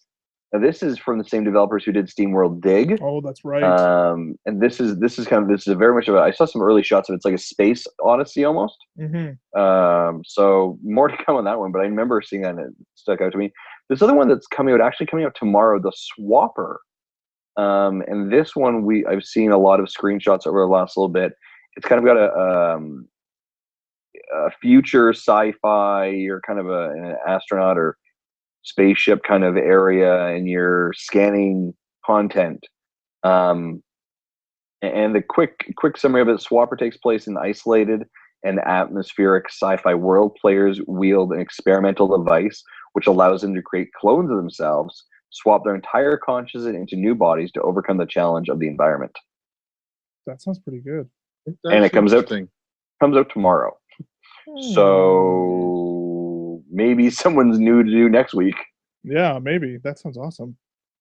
Yeah, so I also did they talk about, they didn't talk about it, but an interesting game that I saw was just, maybe it's just a side note here, just released or just submitted to Nintendo for their review process was, shoot, I can't remember what it was now.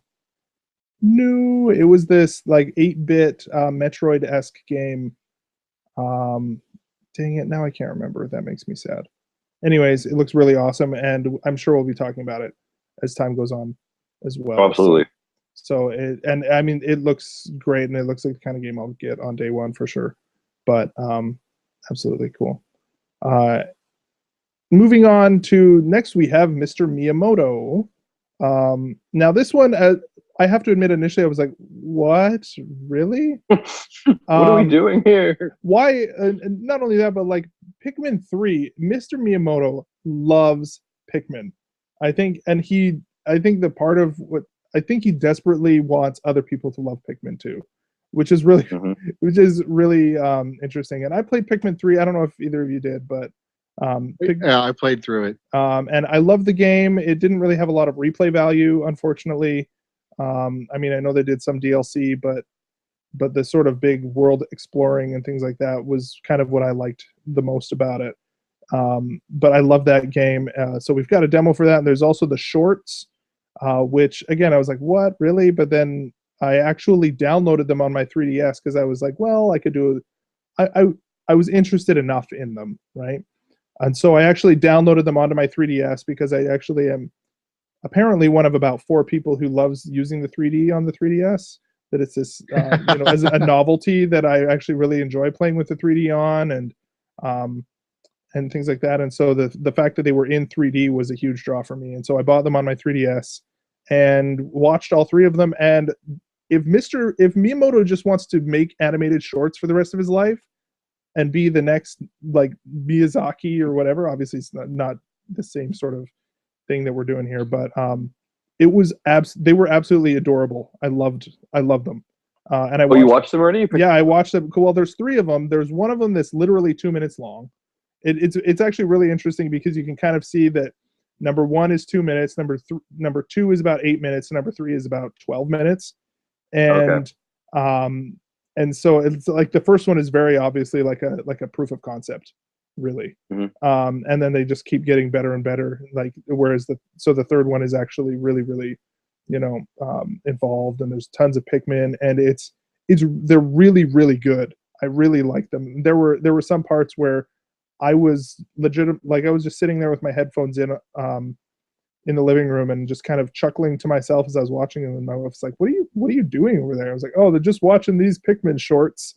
And it's like, it kind of felt like, they almost kind of felt like Looney Tunes cartoons, where they're not entirely, there's no words. It's all just the Pikmin going, whatever, right? That's my Pikmin impression. Good. But, yeah, pretty good. Capture Yeah, that. I know. That's My phone. When you phone me, that will be my ringtone now. yeah, exactly. Oh, Zach's calling. Yeah, exactly. So they're really good actually though. I mean for $5, it's definitely, I mean, if you were to buy those on iTunes for $5, you'd think you were crazy, but I don't know. I feel like it was worth it, and to have it on my 3DS now is great. And they're definitely worth checking out. I'm curious how long it will take before they end up on YouTube. You know what I mean? It seems weird that they're going to charge $5 search right now. Yeah, exactly. I think if it was $5 on cross buy, I might be more interested in jumping on it. Yeah, that's a little janky that it's $5 for each one, right? Because I was like, I bought them on my 3DS, and then I got home and like, oh, these were awesome, and I'd have to pay another $5. That's because in comparison, I went to iTunes and see how much they sell episodes for, and this one show is an HD copy of an episode is $3, and the standard def is $2. So for them those are 22-minute episodes, and he said this is about 20 minutes of content for $5. Sounds a bit much. It is a bit much.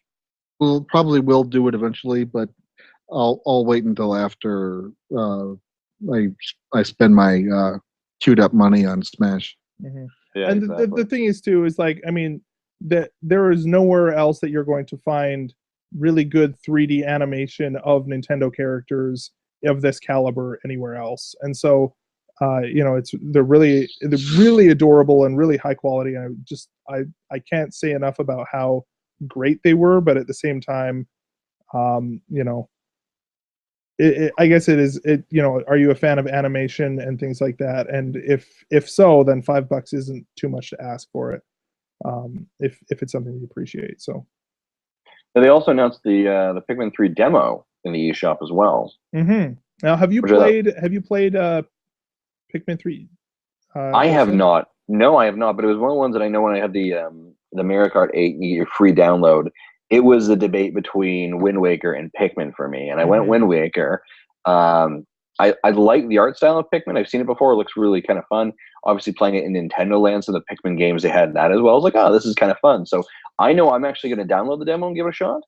But yeah, I'm excited for it. And I'm actually excited that if you download it and you play it, that the actual data actually transfers over if you purchase it. That is such a rare thing, right? So often it's the white. Move. Yeah, I thought I was excited by that. Yeah, that little deal with Mario Kart 8 kind of upset me because I already owned Pikmin 3 and I owned everything but Game and Wario, and so I ended up getting Game and Wario. I owned Game and Wario too. Oh, you did? So you just ended up with some code. I think I ended up getting a code and selling it to someone. But like, it would have been nice for eShop to detect. Oh, you already own all 3 of those. Why don't I just give you $10 off Mario Kart 8? That would have been kind of cool. But nope. Yeah. It was that. I mean, I can't, like, when I played through Pikmin 3, I loved it. It's a great game. I would suggest if you have a Wii Remote Plus, and a nunchuck, that is the way to play that game. Really? There are other ways to play it, but that is and kind of to have the gamepad on the side as your map, and you do kind of do some map management, but just kind of have the gamepad in your lap or next to you on the couch or something and play it with the Wii Remote and Nunchuck. Just the pointer controls with that are so much better than using the sort of joystick controls or even the stylus controls. I haven't tried as much, but I haven't even tried the stylus controls. That was I had played through and finished that game before they patched that in, so I don't even know how good or not good those that are. I played it a little bit. That was grammatically horrible. I was like, speaking of not good R. It's not bad, but I do like the Wii Remote controls better. So, Yep, yeah, I agree. The Wii Remote and Nunchuck's the way to go. Cool. So yeah, you'll have to report back on that. That's I will. I'm Yeah, interested absolutely. to hear what you say. Xenoblade Chronicles X was the next one. We're kind of rounding out here. Again, not a lot of new information here, just kind of reminding us that it exists and that it's coming. And that I thought it was interesting that they said, we are aiming for a 2015 release in North America, which is like, in other words, this may not happen in 2015, is what that sounded like. Don't hold your breath, folks. and frankly, I would have expected this to slip. So. Yeah, if there's one game that if there's one game that's currently slated for 2015 that I would suspect to be 2016, it's totally Xenoblade Chronicles X.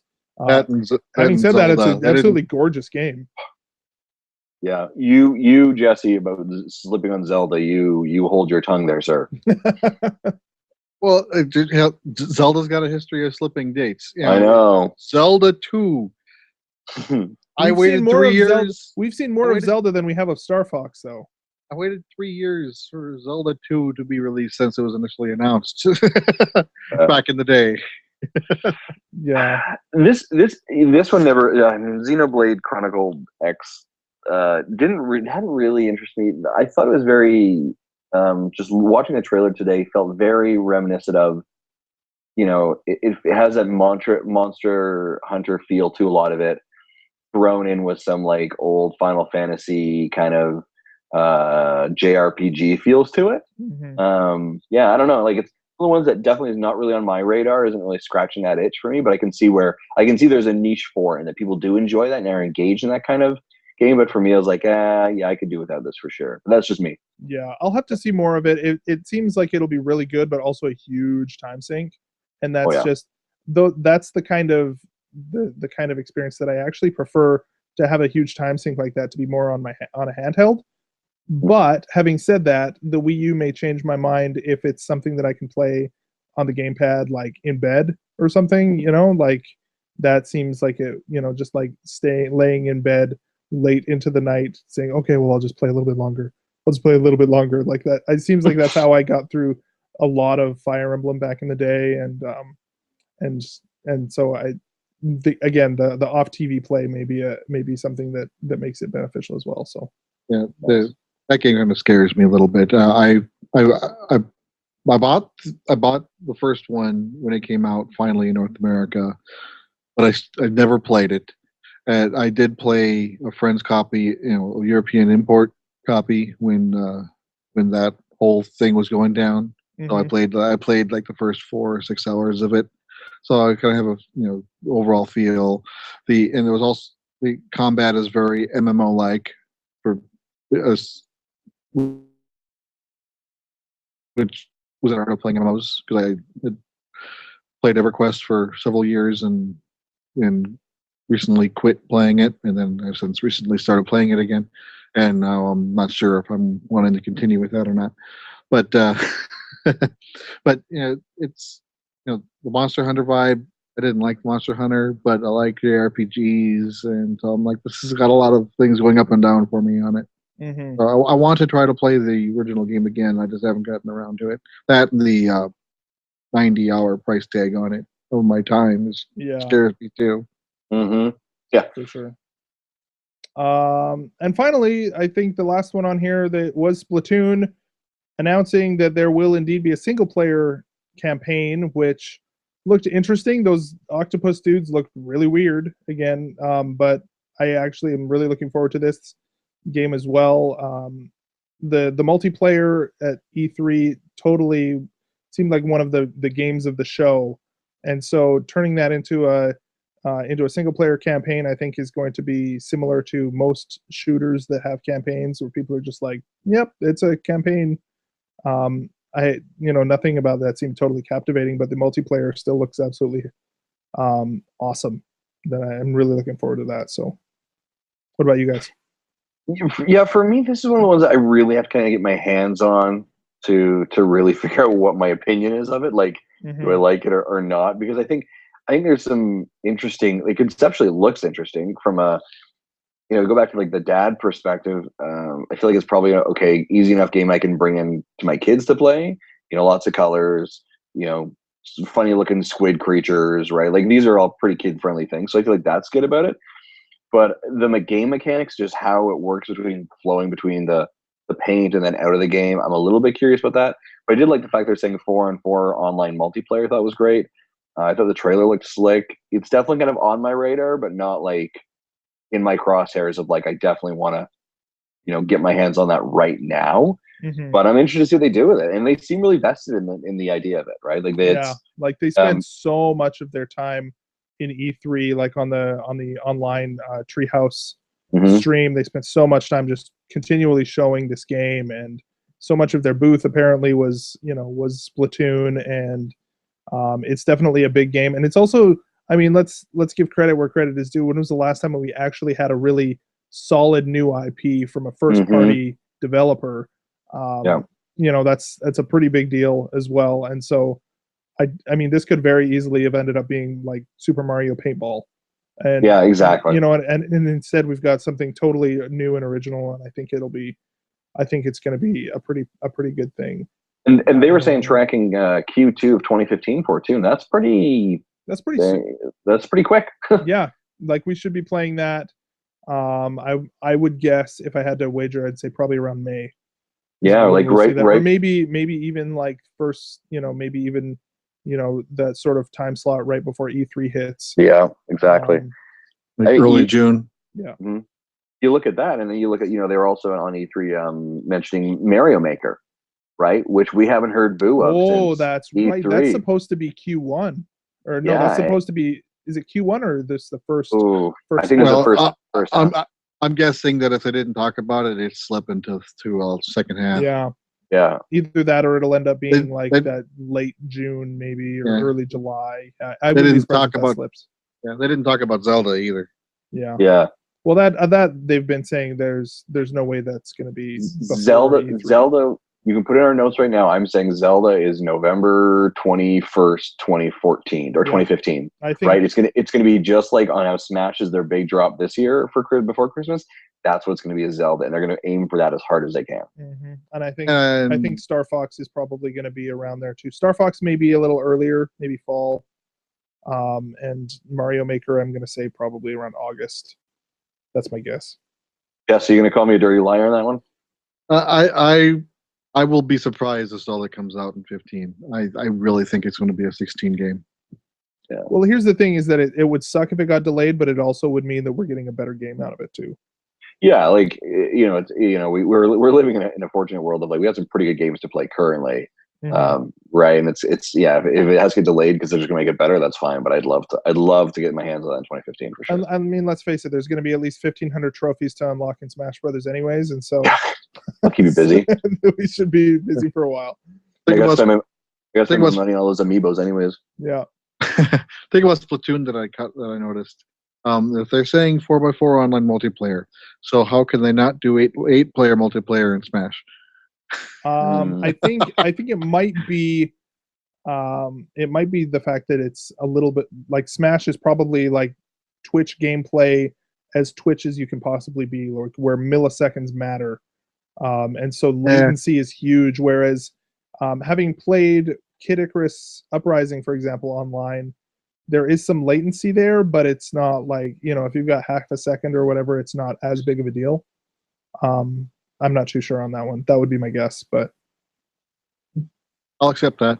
So anyway, acceptable answer. That is acceptable. So yeah. I'm not a big. I don't like shooters either. Splatoon is in my radar. It's considering the goal of many of the modes isn't necessarily attack your opponent. It's to gain as much real estate as it can. Mhm. But I'm sure there will be just the normal kill count mode. But, Yeah, Mhm. totally. but we'll see. We'll see what happens there. Yeah. So just to wrap up, do we have any, is there anything that we missed, or is there anything that we would have liked to see? We kind of talked about things that we were kind of maybe expecting to see, or things that were not revealed. Any sort of final thoughts on the direct in general? I guess starting with you, Jesse. Yeah, as I said before, most of the stuff that they showed here I really wasn't interested in, but it had its moments that kept me interested. How about you, Justin? Yeah, I'd agree with Jesse. Couple shining things that definitely, I wanted the direct to tell me exactly that. An example being when am I getting Mario Kart 8 download DLC? You told me that. You showed me what it was. Awesome. I loved it. You told me a little bit more about Amiibo. Great. There was some, definitely Nintendo quirkiness that made me scratch my head. The one thing I always wish they would do after, like E3 or even something like this is, it's great that I can now get Pikmin 3 as a demo. I would love if you could send me access any of these games as a brief demo from a direct, like right away. I talked about the Smash, but I'd love to be like, hey, by the way, here's Hyrule. We talked about it. By the way, here's Kirby's Rainbow Road, but it's only like a segmented piece because they roll them out at E3, right? Where you can play them there. But I'd love if you could push out a little patch of, give a shot to Splatoon. I also wish, like during E3, especially E3, instead of funneling everyone to Best Buy to wait in line for 3 hours to play 5 minutes of gameplay, push those demos out on eShop. Make them blow up in a week. I don't care, but at least let other people have their hands on them, not just the journalists who can afford to spend $2,000 for a week and fly out to LA. Yeah. And there are complications for sending those out. There's lots of different things to consider for that. But I think that it would be beneficial to roll out some sort of. Even if it is just during E3, or if there's some sort of a. Again, they've been making inroads with and progress with demos. I think it's hilarious that they're releasing a demo for Pikmin like a year after it's been released. I think that's really funny. And again, I think that part of that is just like you can just see like Miyamoto like, please love Pikmin, please. It's like I said, like those if you have a chance to see those shorts, like they're really good. I really enjoyed them. I feel like you went to the company and said, I'd like to make a Pikmin 4, and they're like, your Pikmin 3 sales are kind of sucky. Now, if you can move another 1,000, digital ones, we'll talk about it. Yeah, like, totally. I have an idea. Nintendo Direct. Yeah. So it's funny, but it's I got exactly what I was expecting. Like I said before, with this direct, it wasn't anything too crazy. I was hoping for an earlier release date for Codename Steam, just because I don't know. Like I said, I'm really jazzed for that. But in general, I'm interested to see what they do with Amiibo in early 2015, because I think it'll be interesting to see, do they start releasing additional franchises, with those figures? Do we start seeing Mario Kart Amiibos after seeing what they have for Amiibo in coming up in a couple of weeks?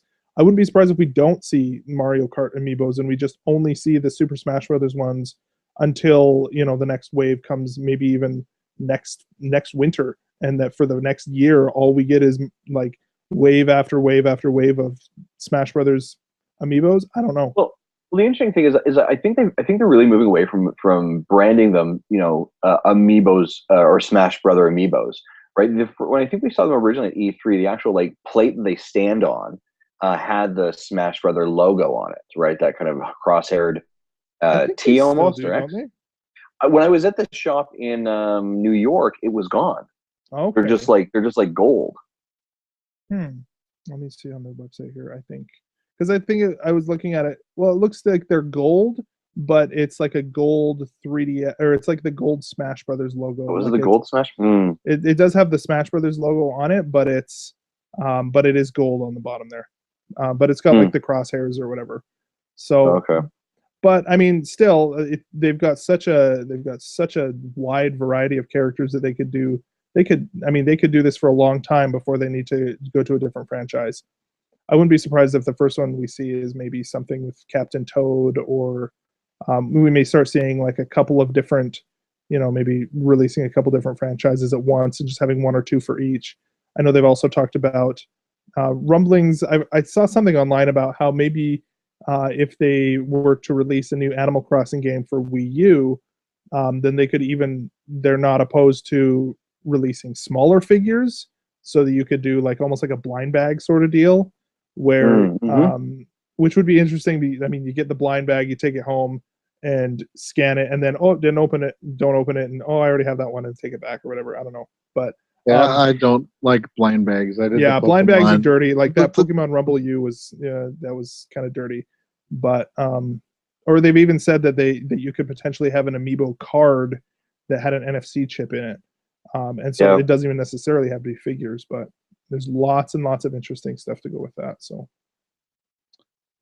So, any last?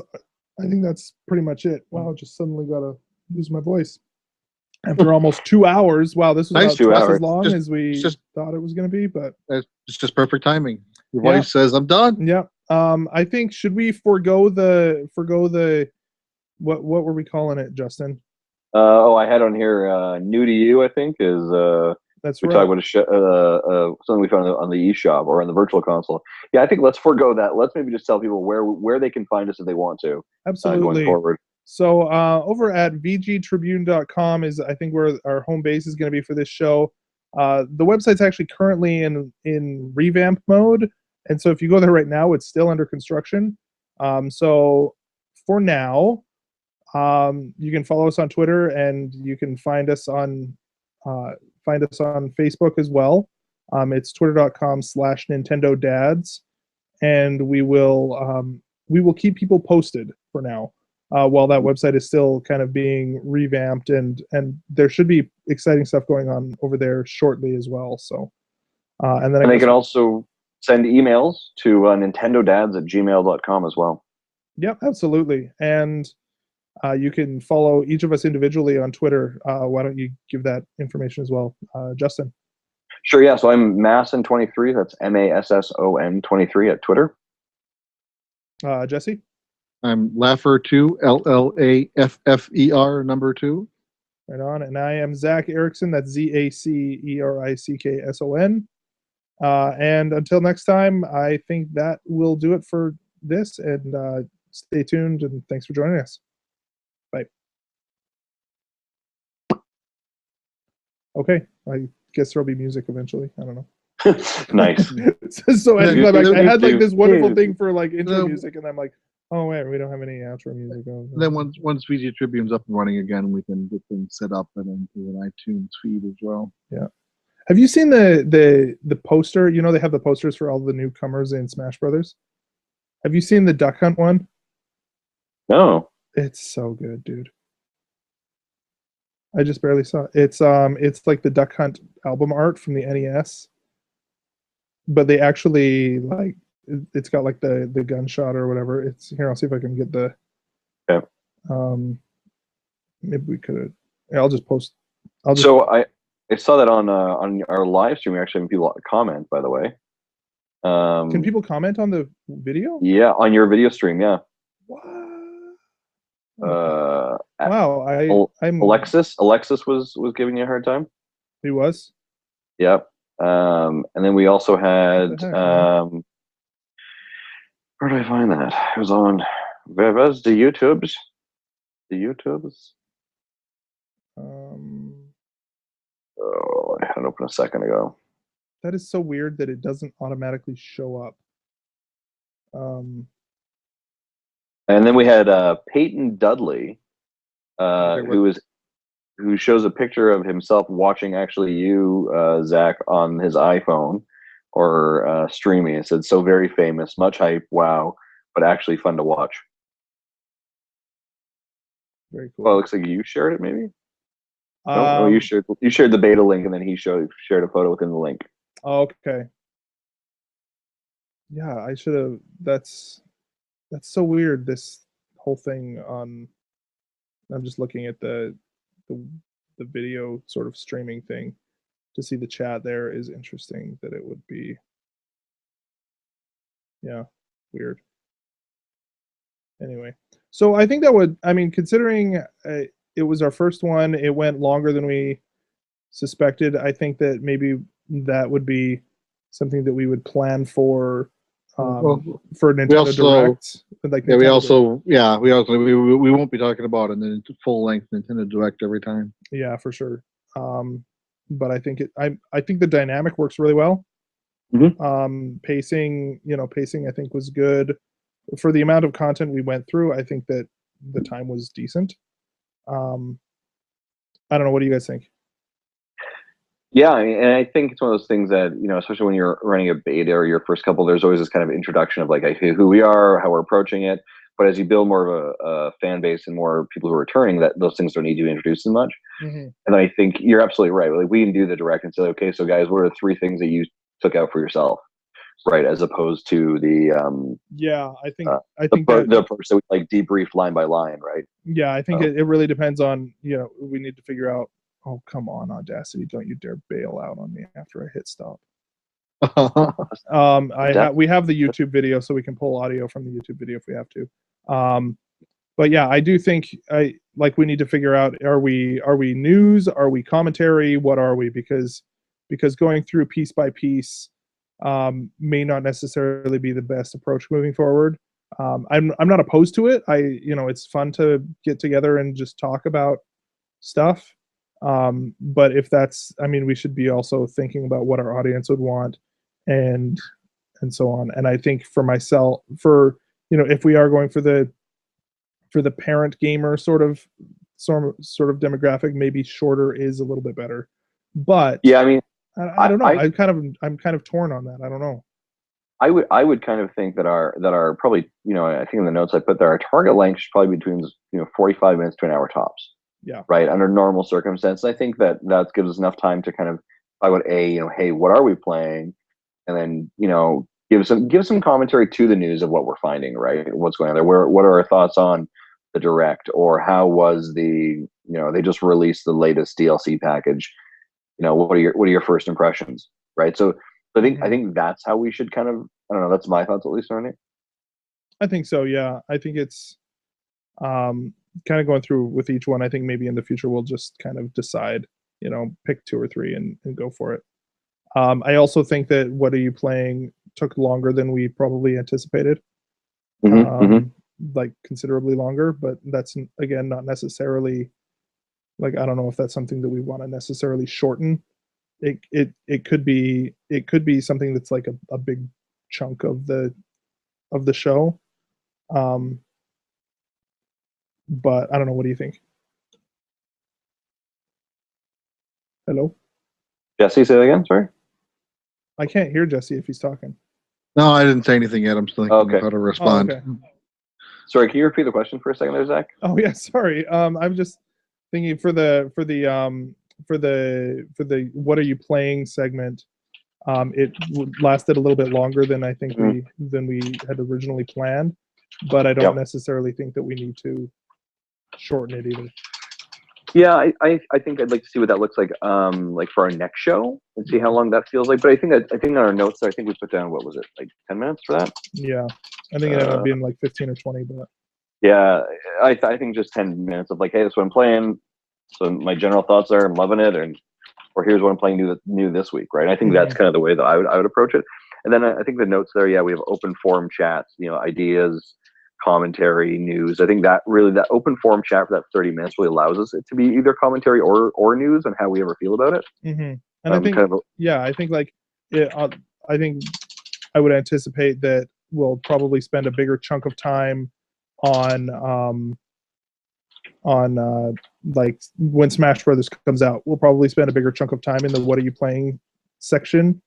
Yep. And a little bit less time with other stuff. So I think it's just kind of finding whatever we want to talk about that day and go from there. So yeah, ebbs and flows with what's going on, right? Yeah. And I mean, it was funny because this whole time I was like sitting here thinking, okay, well, I got to make sure to have everything set up so we can record. And then like I get to the thing, I'm like, oh, right. I got to have a game to talk about. oh crap, what am I gonna and so I actually like pulled it out, just kind of pulled out. Okay, yeah, that's right. That was one of the things I was playing. So Yeah, if we had time, did want to talk a little bit about an iOS game I was playing, but maybe we can talk about that next time. mhm. Yeah, for sure. Like I think limiting, if we are going to go to the 45 minutes to an hour, then we can limit it. I think there is value to having depth, but also it's okay to not to be brief-ish. There's a balance that will be made, and I think that'll Yeah, I just think take time.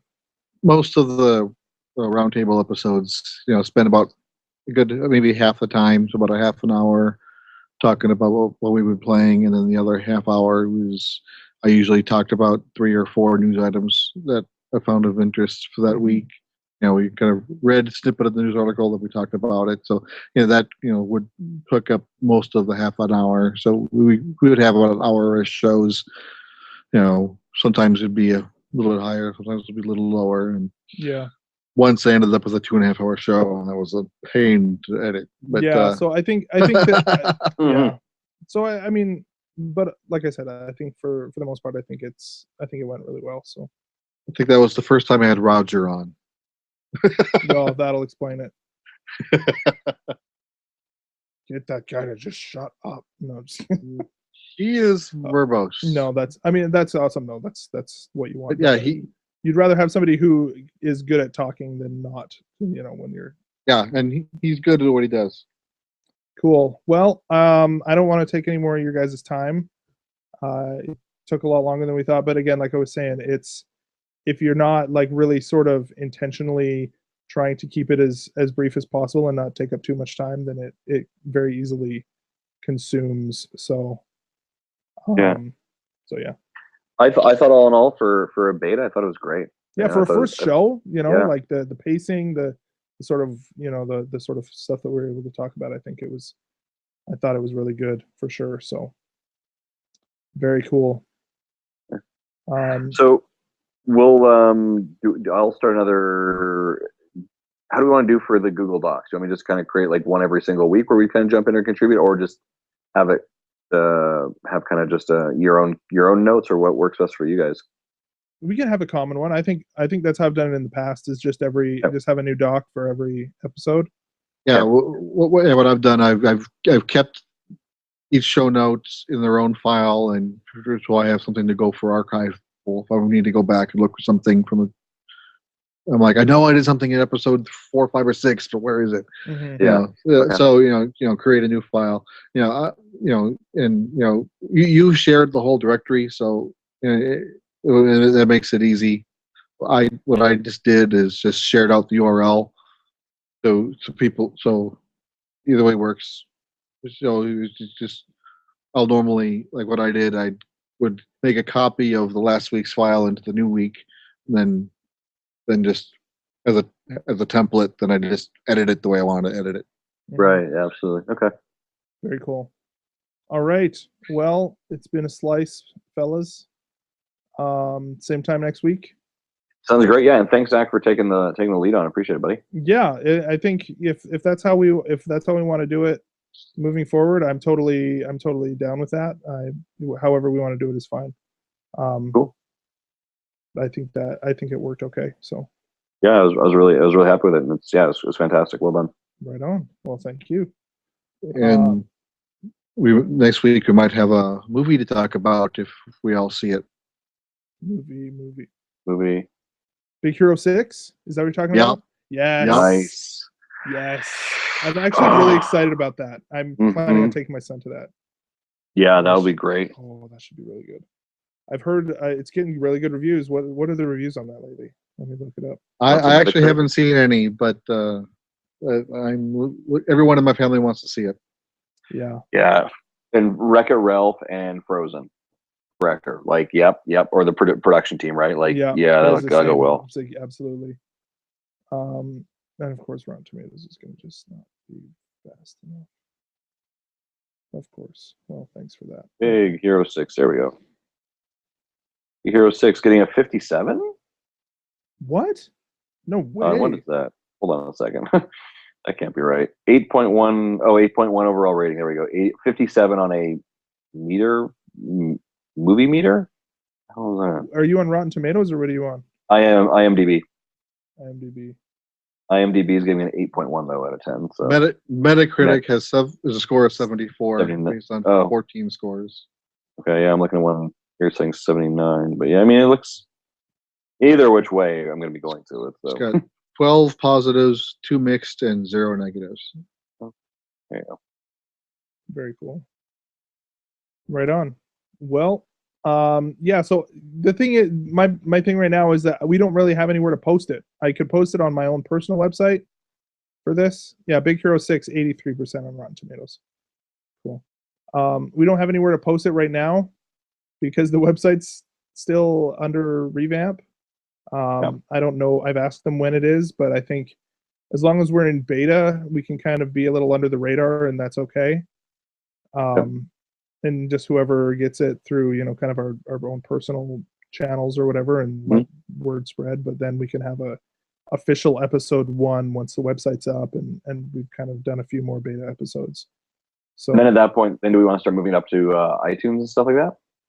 yeah, I think so. At that point, once we have the feed there and we have a few episodes under our belt, then we can bounce it up to iTunes. I think it's okay to wait. Yeah, I think so too. Because then there's just more episodes for people to download, and the likelihood. I think that'll give us time to get. I don't know if we want to do like a sort of more like a fancier. I actually really do like the album art as it is, but I feel like maybe we should put a little bit of Nintendo-ness to it. It kind of evokes Nintendo, just being the bold red letters, but just maybe something that we can have that would make us a little bit more appealing if iTunes decides, hey, this is a cool new podcast, let's feature them, which is possible, but we have to have our ducks in a row in order for that to happen. So yeah, exactly. Yeah, and then we're gonna have to figure out some banner art for both of our YouTube and or Facebook and Twitter stuff as well too. Yeah, so we could do. I mean, we could do lots of different stuff there. We could just do me's. Actually, what I think would be really interesting is we could use the new Smash Brothers feature with like use me's like me fighters on Smash Brothers and like drawing or something, because I know there's like the drawing feature. So having nice HD shots of our me's may be an interesting sort of way to do some Photoshop magic or something. That would be cool. That'd be pretty sweet. That would be pretty neat, I think. So we could kind of work that and just get some good shots and go from there. That would I think that would be probably the easiest way to do it, especially considering the customization and stuff. Is there a nice the question? Is there a nice way to export them, or is the only thing they're offering is just dump it into a Weaver screenshot? Well, if it's the same as the 3DS version, then it does save it to the SD card. So we may be able to save them to the SD card and then save them onto the hard drive, and then we would have. I mean, if it works the way that I hope it works, then we'll get like a full 1080p sort of screenshot, which is enough for, I think album art is 1400 by 1400, so that's perfect. I can at least get a 720p screenshot through my capture card, but that doesn't help YouTube. Right. Ours will look all 8-bit and janky. Yours like, nah, that's sweet. Well, we could even have all three of them in the same. I mean, it wouldn't take much to make a me fighter out of each of our me's, and then have a, and then do it all on one system. That would be we can do so. Yeah, absolutely. Cool. Well, let's keep that in mind too. And I know who else was it David that was looking to be involved as well. Jesse, is that? For like, I know on VG. I don't remember. Somebody else was looking to do that. So I think we want to cap it at 4, because the more people that are on the show, the longer the episodes will be. It gets hectic. Yeah, it gets kind of crazy. And it gets harder to edit. Yeah. And again, like I said, I'm very much sort of a live to hard drive sort of person. I'm a little bit more like I don't really want to be going in and editing. I would rather embrace the imperfections and learn from learn a sort of style that we can just record it and go. That's just me though. Agreed. I'm actually very much in agreement with that too. So Yeah, I think there are podcasters out there like Scott Johnson that's just how he does it, and I think it's better for it. mhm. So, okay, cool. Well, I have to train new employees tomorrow, which should be fun. All right. So, in like 9 hours. What's that? So that should be fun. But yeah, it was fun, and as soon as we have this all figured out, I will let you guys know once it's up online somewhere. I don't actually know where to upload it. Maybe we'll just do archive.org for now. That's probably the easiest way. And then once we get going, we can see if somewhere else is better. But yeah, cool. All right. Well, sounds great. thanks again, guys. It was fun. I think it'll be good. I think it's gonna Absolutely. I think it's gonna be awesome. Alrighty. Well, have a good night. See you guys later. You too, guys. Good night, Talk Jesse. to you later. Bye. Bye. Goodbye to you as well.